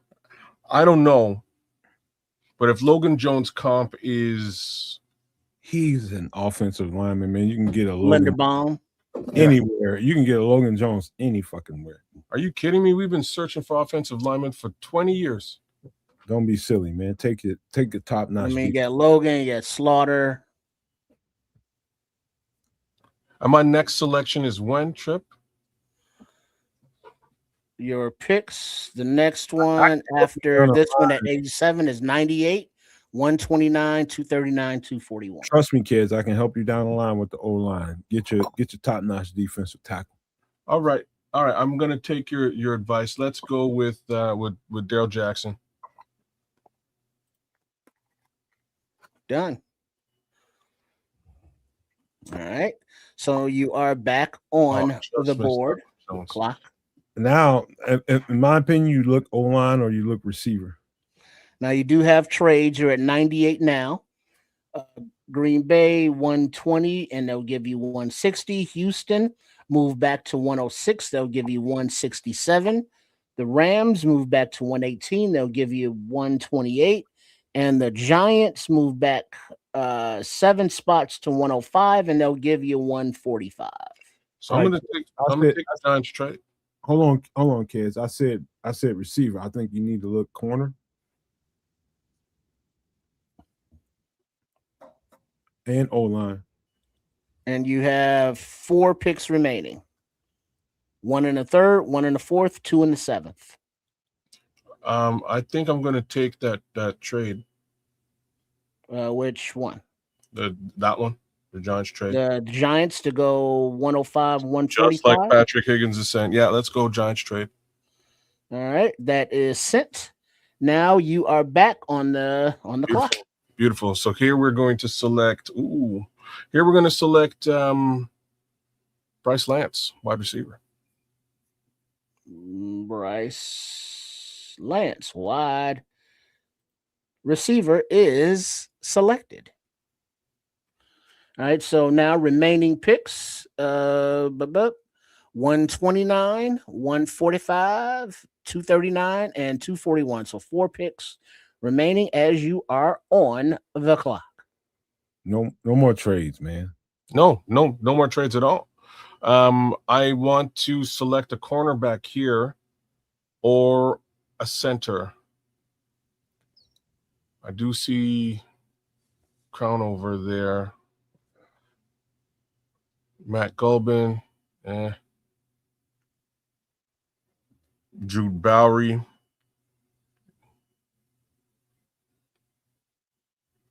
Go straight to corner for me, bro. Slow down, Trips. Yeah, stay at the top.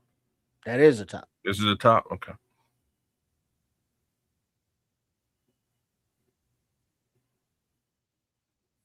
Okay, I want you to put a star beside Hezekiah Massis.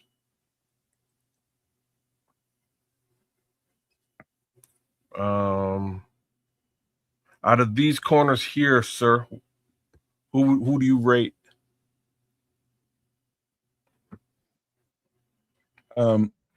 Because Hezekiah Massis, I think, is going to land as a slot corner, and we've done already what we needed to do in free agency for that position, and I don't think that's not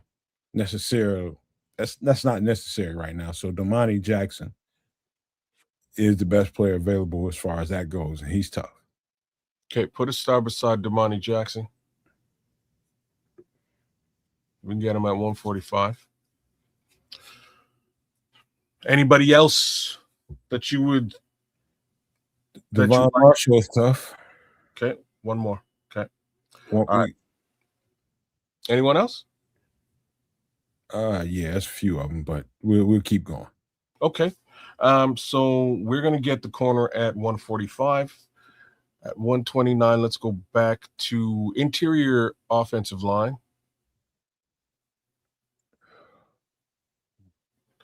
Yeager Burton, thoughts? Center or interior guard, interior offensive lineman. Any good? He's tough. Yeah. Uh-huh. Worth drafting at 129? Not over Domani Jackson. I'll get Domani Jackson at 145. Okay. Bo Stevens is also very, very tough and can play center. He's much further back. Yeah. If you just insist on getting a center, if that's your intention, then Yeah. You prefer Bo Stevens to Yeager? No. No? I'd say Yeager. Just put a star beside Yeager Burton for me, please. Anything else that I really need at this present time? Eli Reardon. I wouldn't be tight end fishing in this draft, just considering what we did last year, and we still have Cole Kmet under contract for this year.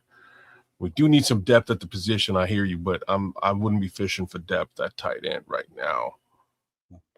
And he's like right there at 120. If I were you, based on what we did in free agency, the interior of the offensive line would be the last pick I make. And trust me, you got me here. Okay. That's so 129, 145. Okay. Let's go tackle, offensive tackle.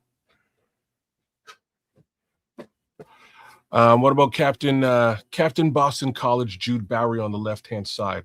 There you go.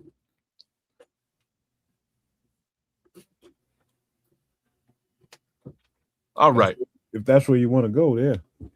Well, I'm just looking at what I haven't addressed thus far. I think this is a good look, actually, right here. Now I'm talking Boston College. There's two more. How many picks you got left, kid? 4. And I think it's a good place to 5. double down on that defensive tackle, and then get some of your other ancillary pieces. I'm gonna go back to DT. Yeah. Go to the line and see if anything viable has been left over. Oh, it's a lot. Zane Durant. That's great. Caleb Proctor. Devontae.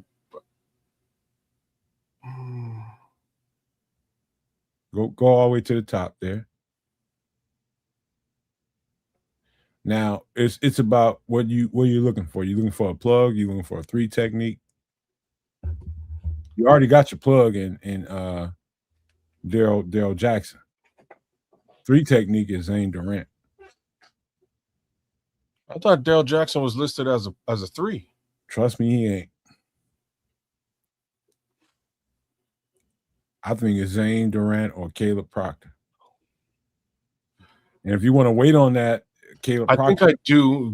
Let me just click on what my picks are one more time. Target Caleb Proctor is what you want to do.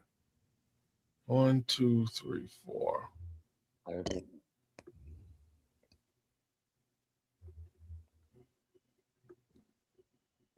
So I can get Proctor at 145, much like I can the corners. So let's go to all. I'm just trying to figure out what do I do right here, right now, and go right to the top for me at all. Cronovers at 131. Rep pick on 129. Tight end. DeMonte Capehart. Okay. We're gonna select Zane Durant. Is that cool, or do you think I should wait for Proctor? That one's up to you. I think Zane Durant is young Grady Jarrett, and that's a problem. That's not a good comp. A young Grady Jarrett is a problem. Yeah. I think that's a good pick. Great pick. Which one? Zane Durant.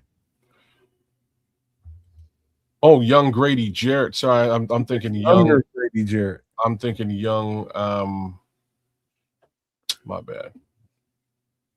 If you get this, you tearing it up. But Caleb Proctor, you ain't gonna miss with him either. But if that's what, yeah, Zane Durant, you can't go wrong here.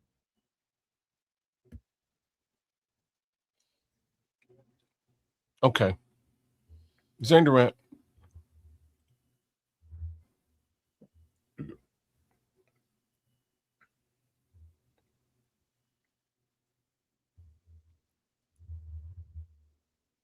All right, get up there at 145. And after this, you get 2 more picks, 239 and 241. We're going to look at that cornerback list. Ooh. There he is. Damani, you got to get it. That was our target at 145. So let's nail that down right now. All right. So now you got 2 more picks, 239 and 241. So I'm hoping at this stage of the draft, John Michael Gillenborg is floating around here. Let's see if he gets snaked up. You still need to. You want to address your interior offensive Here he line. comes. There he goes. Oh, damn it. So you were saying, Nomad? Interior offensive line or whatever. Offensive line is where you want to go here. All right. Now, just to recap, see at 25, you get safety Thieneman. Then after a trade, Mesidor for edge. Couple more trades, running back Mike Washington Jr., outside linebacker Kyle Lewis, 3 tech Daryl Jackson, another trade, then wide receiver Bryce Lance, 3 tech Zane Durant, and cornerback Damani Jackson, and 2 more picks, of which you are on the clock. Hey, trust me, Paul. I tried to tell him. It ain't gonna be that many players. The only reason I did these, they get thirsty when it comes to this mock draft and shit, man. So the only reason why I did those trades is because of the trade that we did in the first round. We made a trade with San Francisco that would have cost us a couple of positions. So the thought was get those picks back and fill out this squad. This is what it looks like. Diego Pons. That's a guard. That's a center. That's any tackle. Yeah, I think he's gonna be a guard. But you at the top of the list here, Trip? Yeah. Edge. You see he's highlighted, don't you? I do. It's weird that he's highlighted and nobody else is. Yeah, click on Diego Pons for me, bro. Well, that's because he's the offensive tackle, and that's still a need.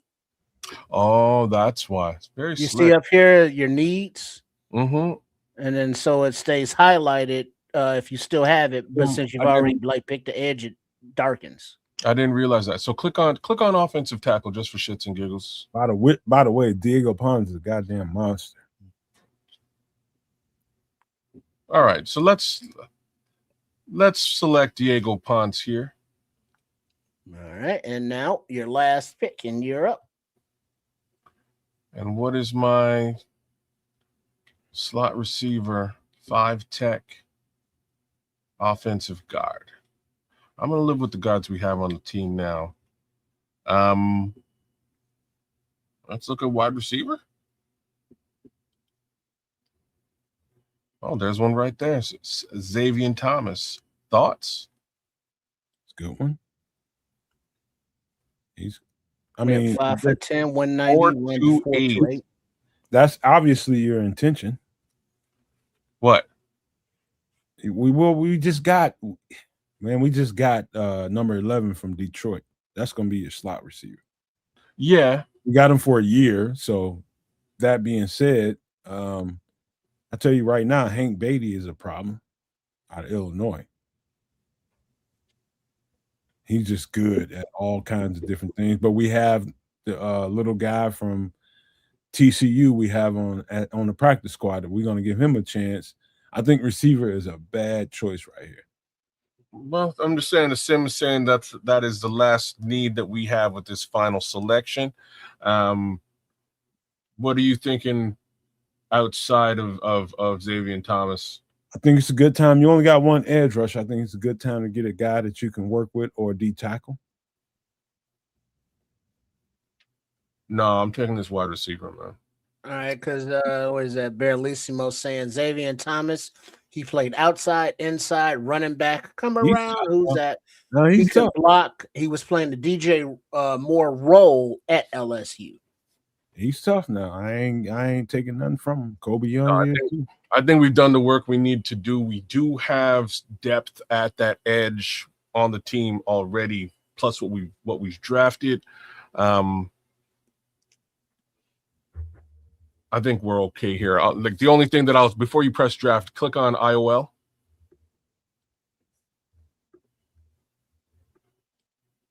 Anything jump? I'm interested in a center if there's a notable center here, but very doubtful at this place in the draft. It is this centers there, man. If that's what you want.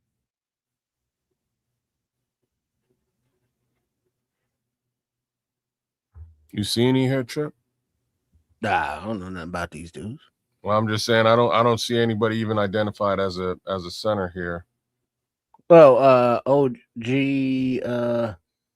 OGIOLs, nothing OC. Yeah. All right, we're going with Xavier Thomas. Where's that? Wide receiver? There Yeah. you go. Oh. All right. So that will complete your drafting for the day as we wrap up. And the summary, This you is a got hell a of a B draft. plus draft grade. And so at 25, you took a safety at Fenneman. You got a B on that. Mesidor, you got a nice solid B at 27 for your edge. After a couple trades, you got a C plus for drafting Mike Washington at 68. Kyle Lewis, your outside linebacker at 75. You got a grade of a B, but an A minus for taking Daryl Jackson, your 3-tech at 87. Wide receiver Bryce Lance at 105 netted you a B grade. 129, you took your 3-tech Zane Durant, A minus. 145, cornerback Damani Jackson, A minus. 239, offensive tackle Diego Pounds, B plus. They like that one at 239. And your final selection at 241, Xavier Thomas, your wide receiver slot returner, kind of do it all, gave you a B. Well, let's just shrink it down so where we can see the whole draft trips. Let me see where that is. Hold on. There's a lot of information going on down here. See, they hated our trade up, and that's kind of why I had to make up for it with them remaining trades. All right, so if you can expand that a little bit. No, that's it. All right. This is don't move around. This is a good draft, kids. You want to explain what you did here? Sure. So areas of concern, safety, very specifically, and to that respect, we were trying to determine what we do at 25 and whether that was draft best player available in Dylan Thieneman versus the edge rusher we actually need for this team / 3-tech Akeem Mesidor. What we came up with was let's go fleece the San Francisco 49ers. And we did. They were able to give us pick number 27. We gave them our first next year and a couple more things to make it worth their while. That being said, -9 on the trade, but we were able to secure both Dylan Thieneman at the safety position and Akeem Mesidor, our new edge rusher. With picks number 57 as well as pick number 60, we decided to trade back some more and replenish the picks that we lost in the initial in that trade up. Now we have some room to move, and with respect to moving and room, not a lot of guys can make room and move like Mike Washington Jr. So we got Mike Washington Jr. He is going to be our bell cow back somewhere behind DeAndre Swift as he grows into the role. Again, DeAndre Swift's contract ends next season. We're going to need a guy, and that's our guy. Kyle Lewis moves forward at the outside linebacker position at number 75 selection. Daryl Jackson is next up at the 3-tech position. So we've got some body there with respect to a potential Gervon Dexter move, considering what we were talking about earlier in the pod. Maybe he Drew Rosenhaus finds a new home for Gervon, and if that's the case, we're going to need to have a viable rotation at the position moving forward. So there he is. Bryce Lance, notable wide receiver. We have looked at him a few times over the season already.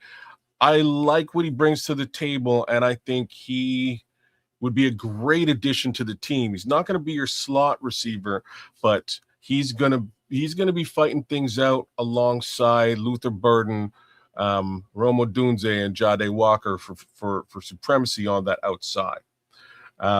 Zane Durant, another 3-tech. So now we've got a real solid 3-tech rotation with Daryl Jackson, who, as Nomad is stating, might wind up being our 1-tech at the end of the day.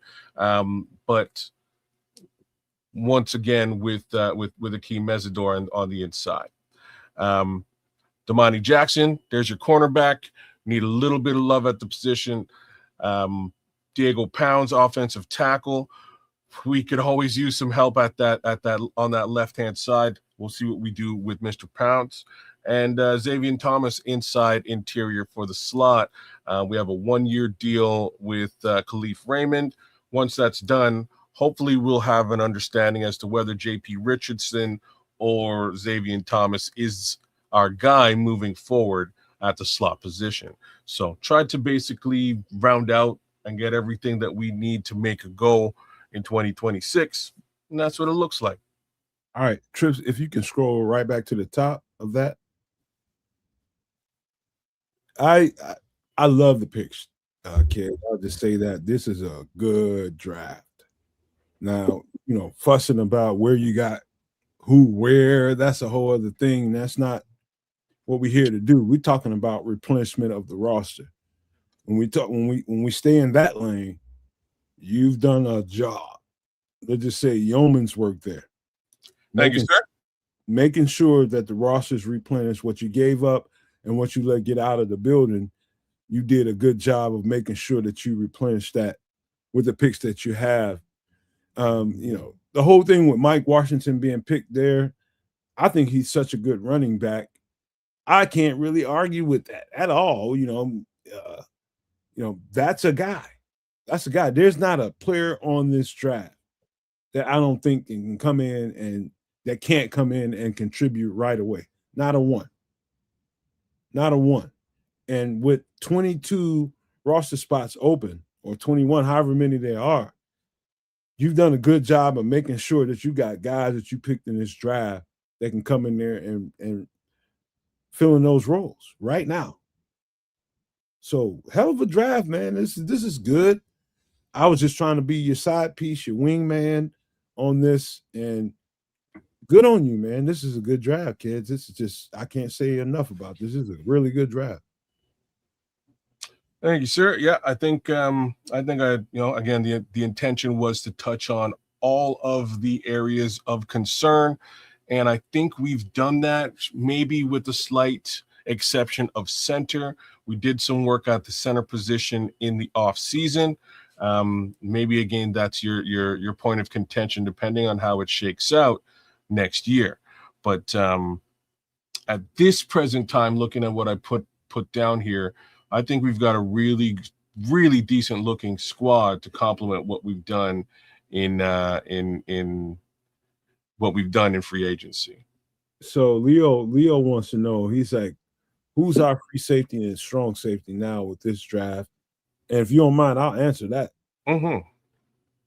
At this point, with what we have with Kobe Bryant, I think you leave Thieneman out top. And that's your free safety. So Thieneman is a free and Kobe Bryant is a strong. Bigger player, not only because he's a bigger player, and actually it should work in reverse. The bigger player should be playing in the box.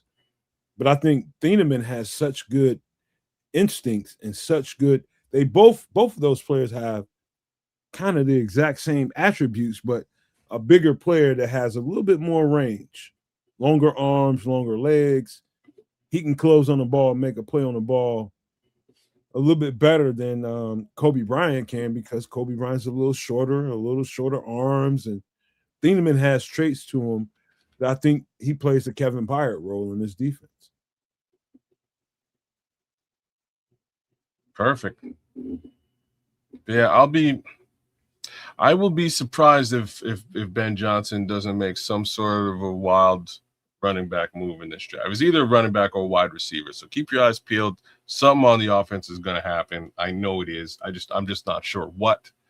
I can see the Mike Washington thing happening. Just saying. All right. we're gonna take this down, man. We're gonna have a little conversation. Much as y'all hate it. I don't hate. I don't. You talking about not you. I'm talking to the chat right now. This is me. This is me in the chat. Hey, this is this good draft, man. Our best thing I can tell you is screenshot that and put it out there on social media. Best thing I can tell you. It's a good draft. Really good draft. Might be the best one I've seen so far. And that's because of what you had to do to attain Akeem Mesidor. And there might be some people that argue, whoa, kids, you gave up capital.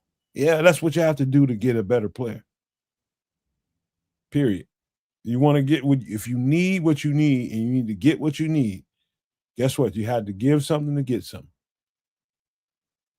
And well, I appreciate what you went through to get it. Look, I'm not a fan of what we did there to do that. I'll be honest about it. But at the same time, anything that allows me to fleece the San Francisco 49ers is a good thing. So let me be completely honest about it. Guess what? For the fans of the Nomad Network and Sports Chicago Style and Kids of Canuck, I don't think we've done that yet. Never. And that's a good exercise to see what it might have to take to sweeten up a pot to get a player that you really covet. Well, in this case, to get both the players you really covet, because it's not just Akeem, it is Akeem and Dylan, and having the ability to do exactly that. So that's not really on the docket in most mock drafts. Most mock drafts will grab the one player and keep him moving. And I agree with that. Under normal pretenses, that's what I was planning to do. But we did something a little bit different this time around. We spent a little bit of capital. We lost out on a number one selection, first round selection next year. Why I'm actually comfortable with that? Because if we perform well this year, it's probably going to be towards the back of the first round anyways. All right. I'll tell you what, Trips, good job managing things, man, and making sure the filter was there. You kept things rolling. Good job, man. I'm getting used to you doing this role and being opposite of what Kez normally does, and you're doing a hell of a job, man. That was good on that simulator, man. You was really, really on point there, man. That was really good, dog. Yeah, right on. Yeah, you did the darn thing beautifully, sir. Cool. What do you think about it, Trips? You saw it all play out, and you were operating.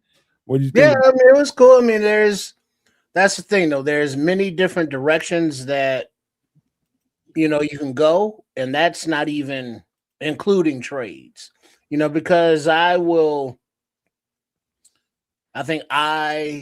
Kids, Nomad, everybody in the chats right now on all three networks will guarantee dollars to donuts. That expression that Ryan Poles will be making some trades during the draft. Will they be up? Will they be down? We don't know. But I think given his history that if he does not make any trades, that will be out of his normal MO, his normal modus operandi. So doing the experiments of trading up, sure, giving up future capital and trading back, a little bit of both. That's just kind of a Ryan Poles thing. So go through, make your draft board, I know, because I know like Barlissimo and all the draft nicks already got their boards. They probably got all the colors and pictures and all that shit. But, then you star them, it's like, who's your number one, number two, number three at each position. And then, you're just like, all right, now you're going to hone it in because the draft's only a month away, scant amount of time to do this. So glad that, we could be entertaining and give you different perspectives of it. So it's like, hey, only a little more than a month away, but make sure you are here for the live draft call so we can see how many of these players we're cheering for when they're selected. Okay, let me kind of I'm around the curve a little bit on this whole draft conversation, the Bears conversation. We're talking about free agency. We're talking about this draft that just happened. I'm around the curve a little bit and kind of prick a little bit. Now, with what we know, we just let Kevin Byard get out of the building. We just let Jaquan Brisker get out of the building. We just let Nashawn Wright get out of the building. Those three guys in particular, hell, I didn't know we were going to be talking about Nashawn Wright in the offseason as a guy that we wish we can hold on to. But as the conversations persisted since the season ended, we kind of felt like Nashawn Wright would be a guy that's going to probably be out of our price range. He's a Pro Bowler from the goddamn practice squad, right? We kind of knew that Nashawn Wright wouldn't be back in the building. I was prepared for that mentally. Me too. Kevin Byard, I really thought they were going to find a way to bring him back. But as the free agency period went along and they weren't jumping all over that, trying to make sure they gave him a contract, and that surprised me. It surprised me. Jaquan Brisker definitely did not. At the end of the day, those three pieces in particular left some pretty, I'll just say, deep wounds for a lot of Bears fans out there. Like, what are we going to do now without those guys? What are we going to do to replace them? That happened. And then we let Bill go. Bill was a cog in our defense for the last couple of years. And everybody's like, okay, what are we going to do to replace that? We signed some other guys. And so what I say to what Kez just did in this draft versus what we let go, I think he rounded that shit to home plate very well per that draft. That was exactly what you have to do when you let go of those particular kinds of players. You have to make sure you replenish the depth. And so it was done right, man. That was done right and almost as realistic as I can imagine. Maybe minus a trade or two, but that was done very realistically, in my opinion. Cool. Yeah. Like I said, that was that was what I had in mind, was again to replenish exactly that depth. And that includes at the wide receiver position with DJ Moore gone too. You know, the one guy that you didn't happen to mention there. You really focused on defense, but yeah, that was the other area that I kind of kept in mind. The running back was again a luxury thing because of those trades that I made, but I can only see potentially the Bears moving away from DeAndre Swift and the price tag, more so the price tag thereof, in the year to come. Not this year. I don't see that happening unless, Mike Washington shows up on the team, just goes ham, which could also happen, but doubtful.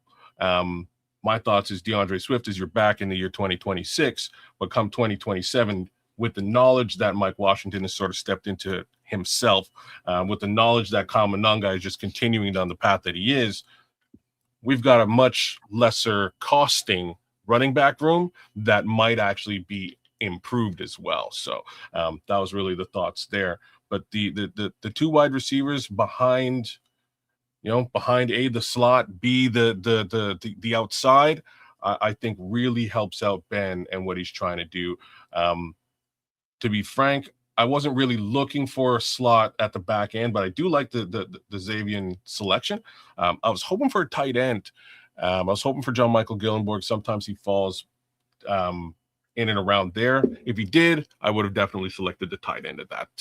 Because Kez, we did let Durham Smythe get away in free agency, and he was a key piece. This is it, right? And same token, not just the fact that Darren moved, this would give us the opportunity to really test out the tight end position with Gillenborg, and whether, very similar to DeAndre Swift, we're walking into, I believe, contract year for Cole Kmet next year, and this would give us some breathing room in that regard as well. There's a couple things that we wouldn't have been able to do without Durham Smythe when Colston was hurt. Yeah, he came in and really helped out. He actually did. It's it's going to be interesting to see what they do at the position before we get into full go this season. I think I more than think it's likely that we'll have another tight end on the squad. The question to me is now, who do you get that guy in the draft, or do you find him in free agency? I think they made a trade for Durham Smythe. When? I'm not sure, but I want to say that they might have made a trade to get Durham Smythe. Durham Smythe. You might be right. Did they? Was there capital involved with that? So he was on. Durham Smythe was on Miami before. Is that right?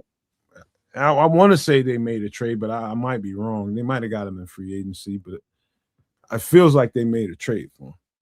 You might be right. The only trades that I recall right now that I think it was like a 6th rounder, maybe. It might have been a 6th, which then it might have been a 6th rounder. Maybe it was just a swap. Maybe we swapped a 6 for a 7. That would explain why we have 2 7s. Maybe something like that. Something like that. Because I thought we spent a 6th on Joe Tryon-Trianka. Yeah. Regardless, they knew exactly what they were looking for in traits in Durham Smythe. They knew what they were going to get in Durham Smythe, and they got it. And so far, there's not been a move to replace what he can bring to the table. Do we have that on the practice squad? I'm not sure. I don't think they know that. There's a couple of guys that are out there on the practice squad that they want to give an opportunity to, but that goes to what I was talking about at the middle part of the show when we were talking about what do you do when you just replenish your coaches and they want to go into the season and not tear it down and just patch it up. Durham Smythe happened to be part of that patch it up process. He happened to be, I think they traded for him. Not sure if he's a free agent, man. You might be right. And so how do they go about that in year 2? Do they go and draft that, or do they go to the free agent market? Now that particular player can wait until way later on, like June 1st designations and shit like that. That could happen somewhere around then. There's no urgency to draft or pick up a guy like that. Not right now. When you got somebody you might have targeted as somebody that might get let go, or somebody can't afford a guy. It could be a lot of things going on there. I don't think they'll be in a rush to replace Durham Smythe. But it was interesting that they deemed him as a priority to patch this thing up. That's interesting to me. Yeah, we shall see. But like I say, I had my wits about me for this draft, and we'll see how Ryan Poles does when it comes time to actually do the same thing, because it's going to be tricky, y'all. I tell you what, Durham Smythe increased his value big time while he was here. I agree with that. Not saying he was less valuable when he was in Miami, but he became a piece here.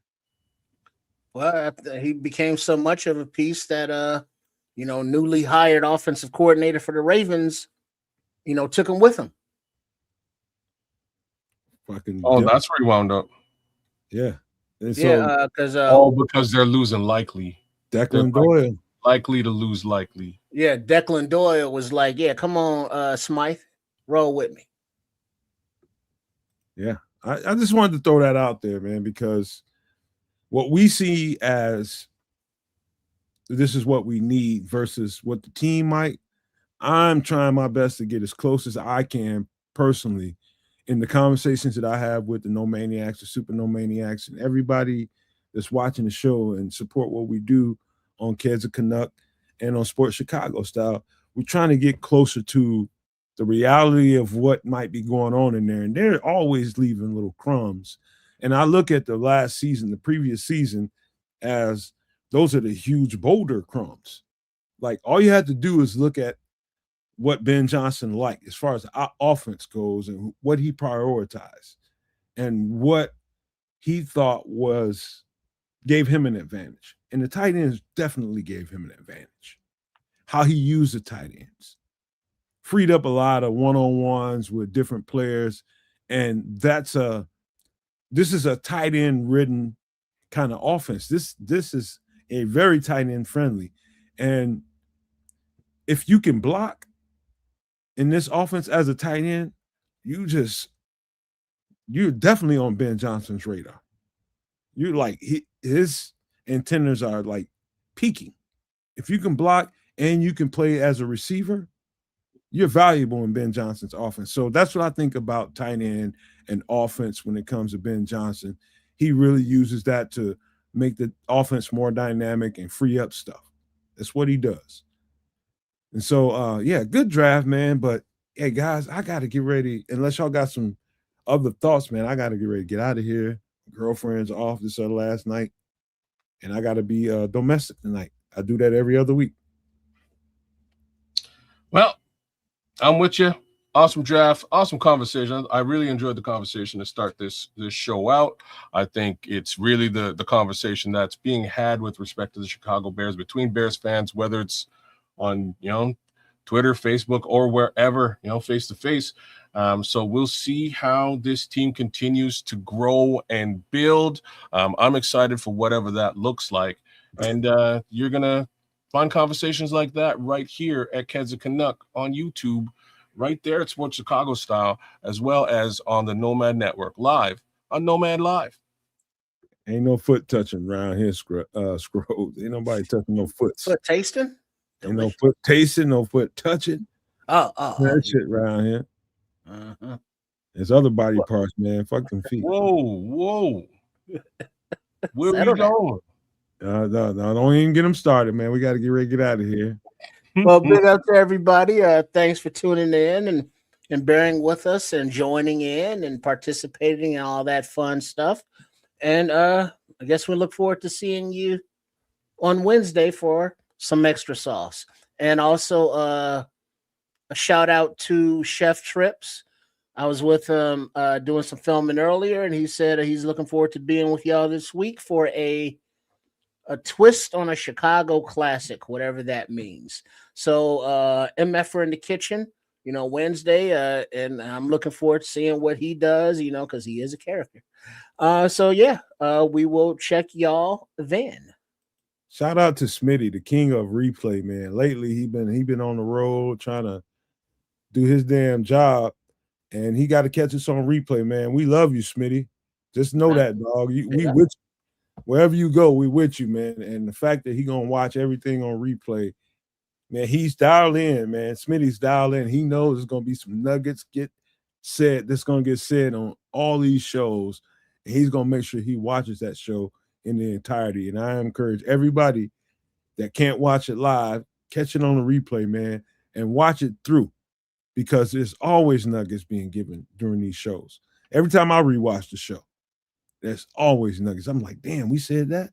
We said this. We talked about that. I forget it sometimes because we're live on the show and we're doing it in real time. I forget that we said these things. I'm like, damn, we need to make a short out of that. But yeah, that's just how dialed in we get on this channel, man. So there ain't no other network that can really point out some of the things that we do, man. And I'm proud of that. I'm very proud of that.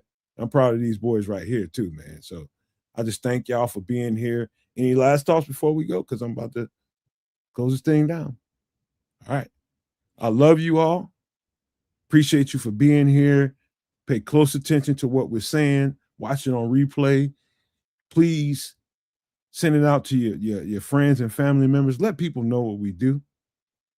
And make sure that they subscribe and hit the like button, man, because that's so important. And it's totally free for all three channels, Kedza Canuck, Sports Chicago Style, and the Nomad Network.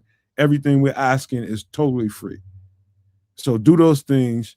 Share it with your people. Make sure your people know that love the Bears, know that we talk what we're talking about. And on Wednesday, I just want to leave you with this before we go. Somehow, some way, I'm gathering some information about some things that I'm hearing about, and I'm talking about the doomsday survival part of the show. We need to pay real close attention to what we're going to have to say there on Wednesday gathering some information. Now, hopefully that thing will be 360 degrees by the time we get to the show on Wednesday, but there's some stuff that we need to know. I'm talking about as a society, a human society, and around the world. I don't care whether you're in Canada, Switzerland, I don't give a shit where you are. Africa, whether you're in Israel, Palestine, I don't care where you are. You need to pay attention to that part of the show come Wednesday at 8 p.m. Central.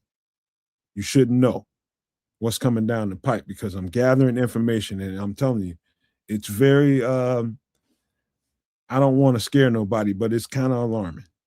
I'll just say that. But just to avoid politics, I just want to focus on that right there.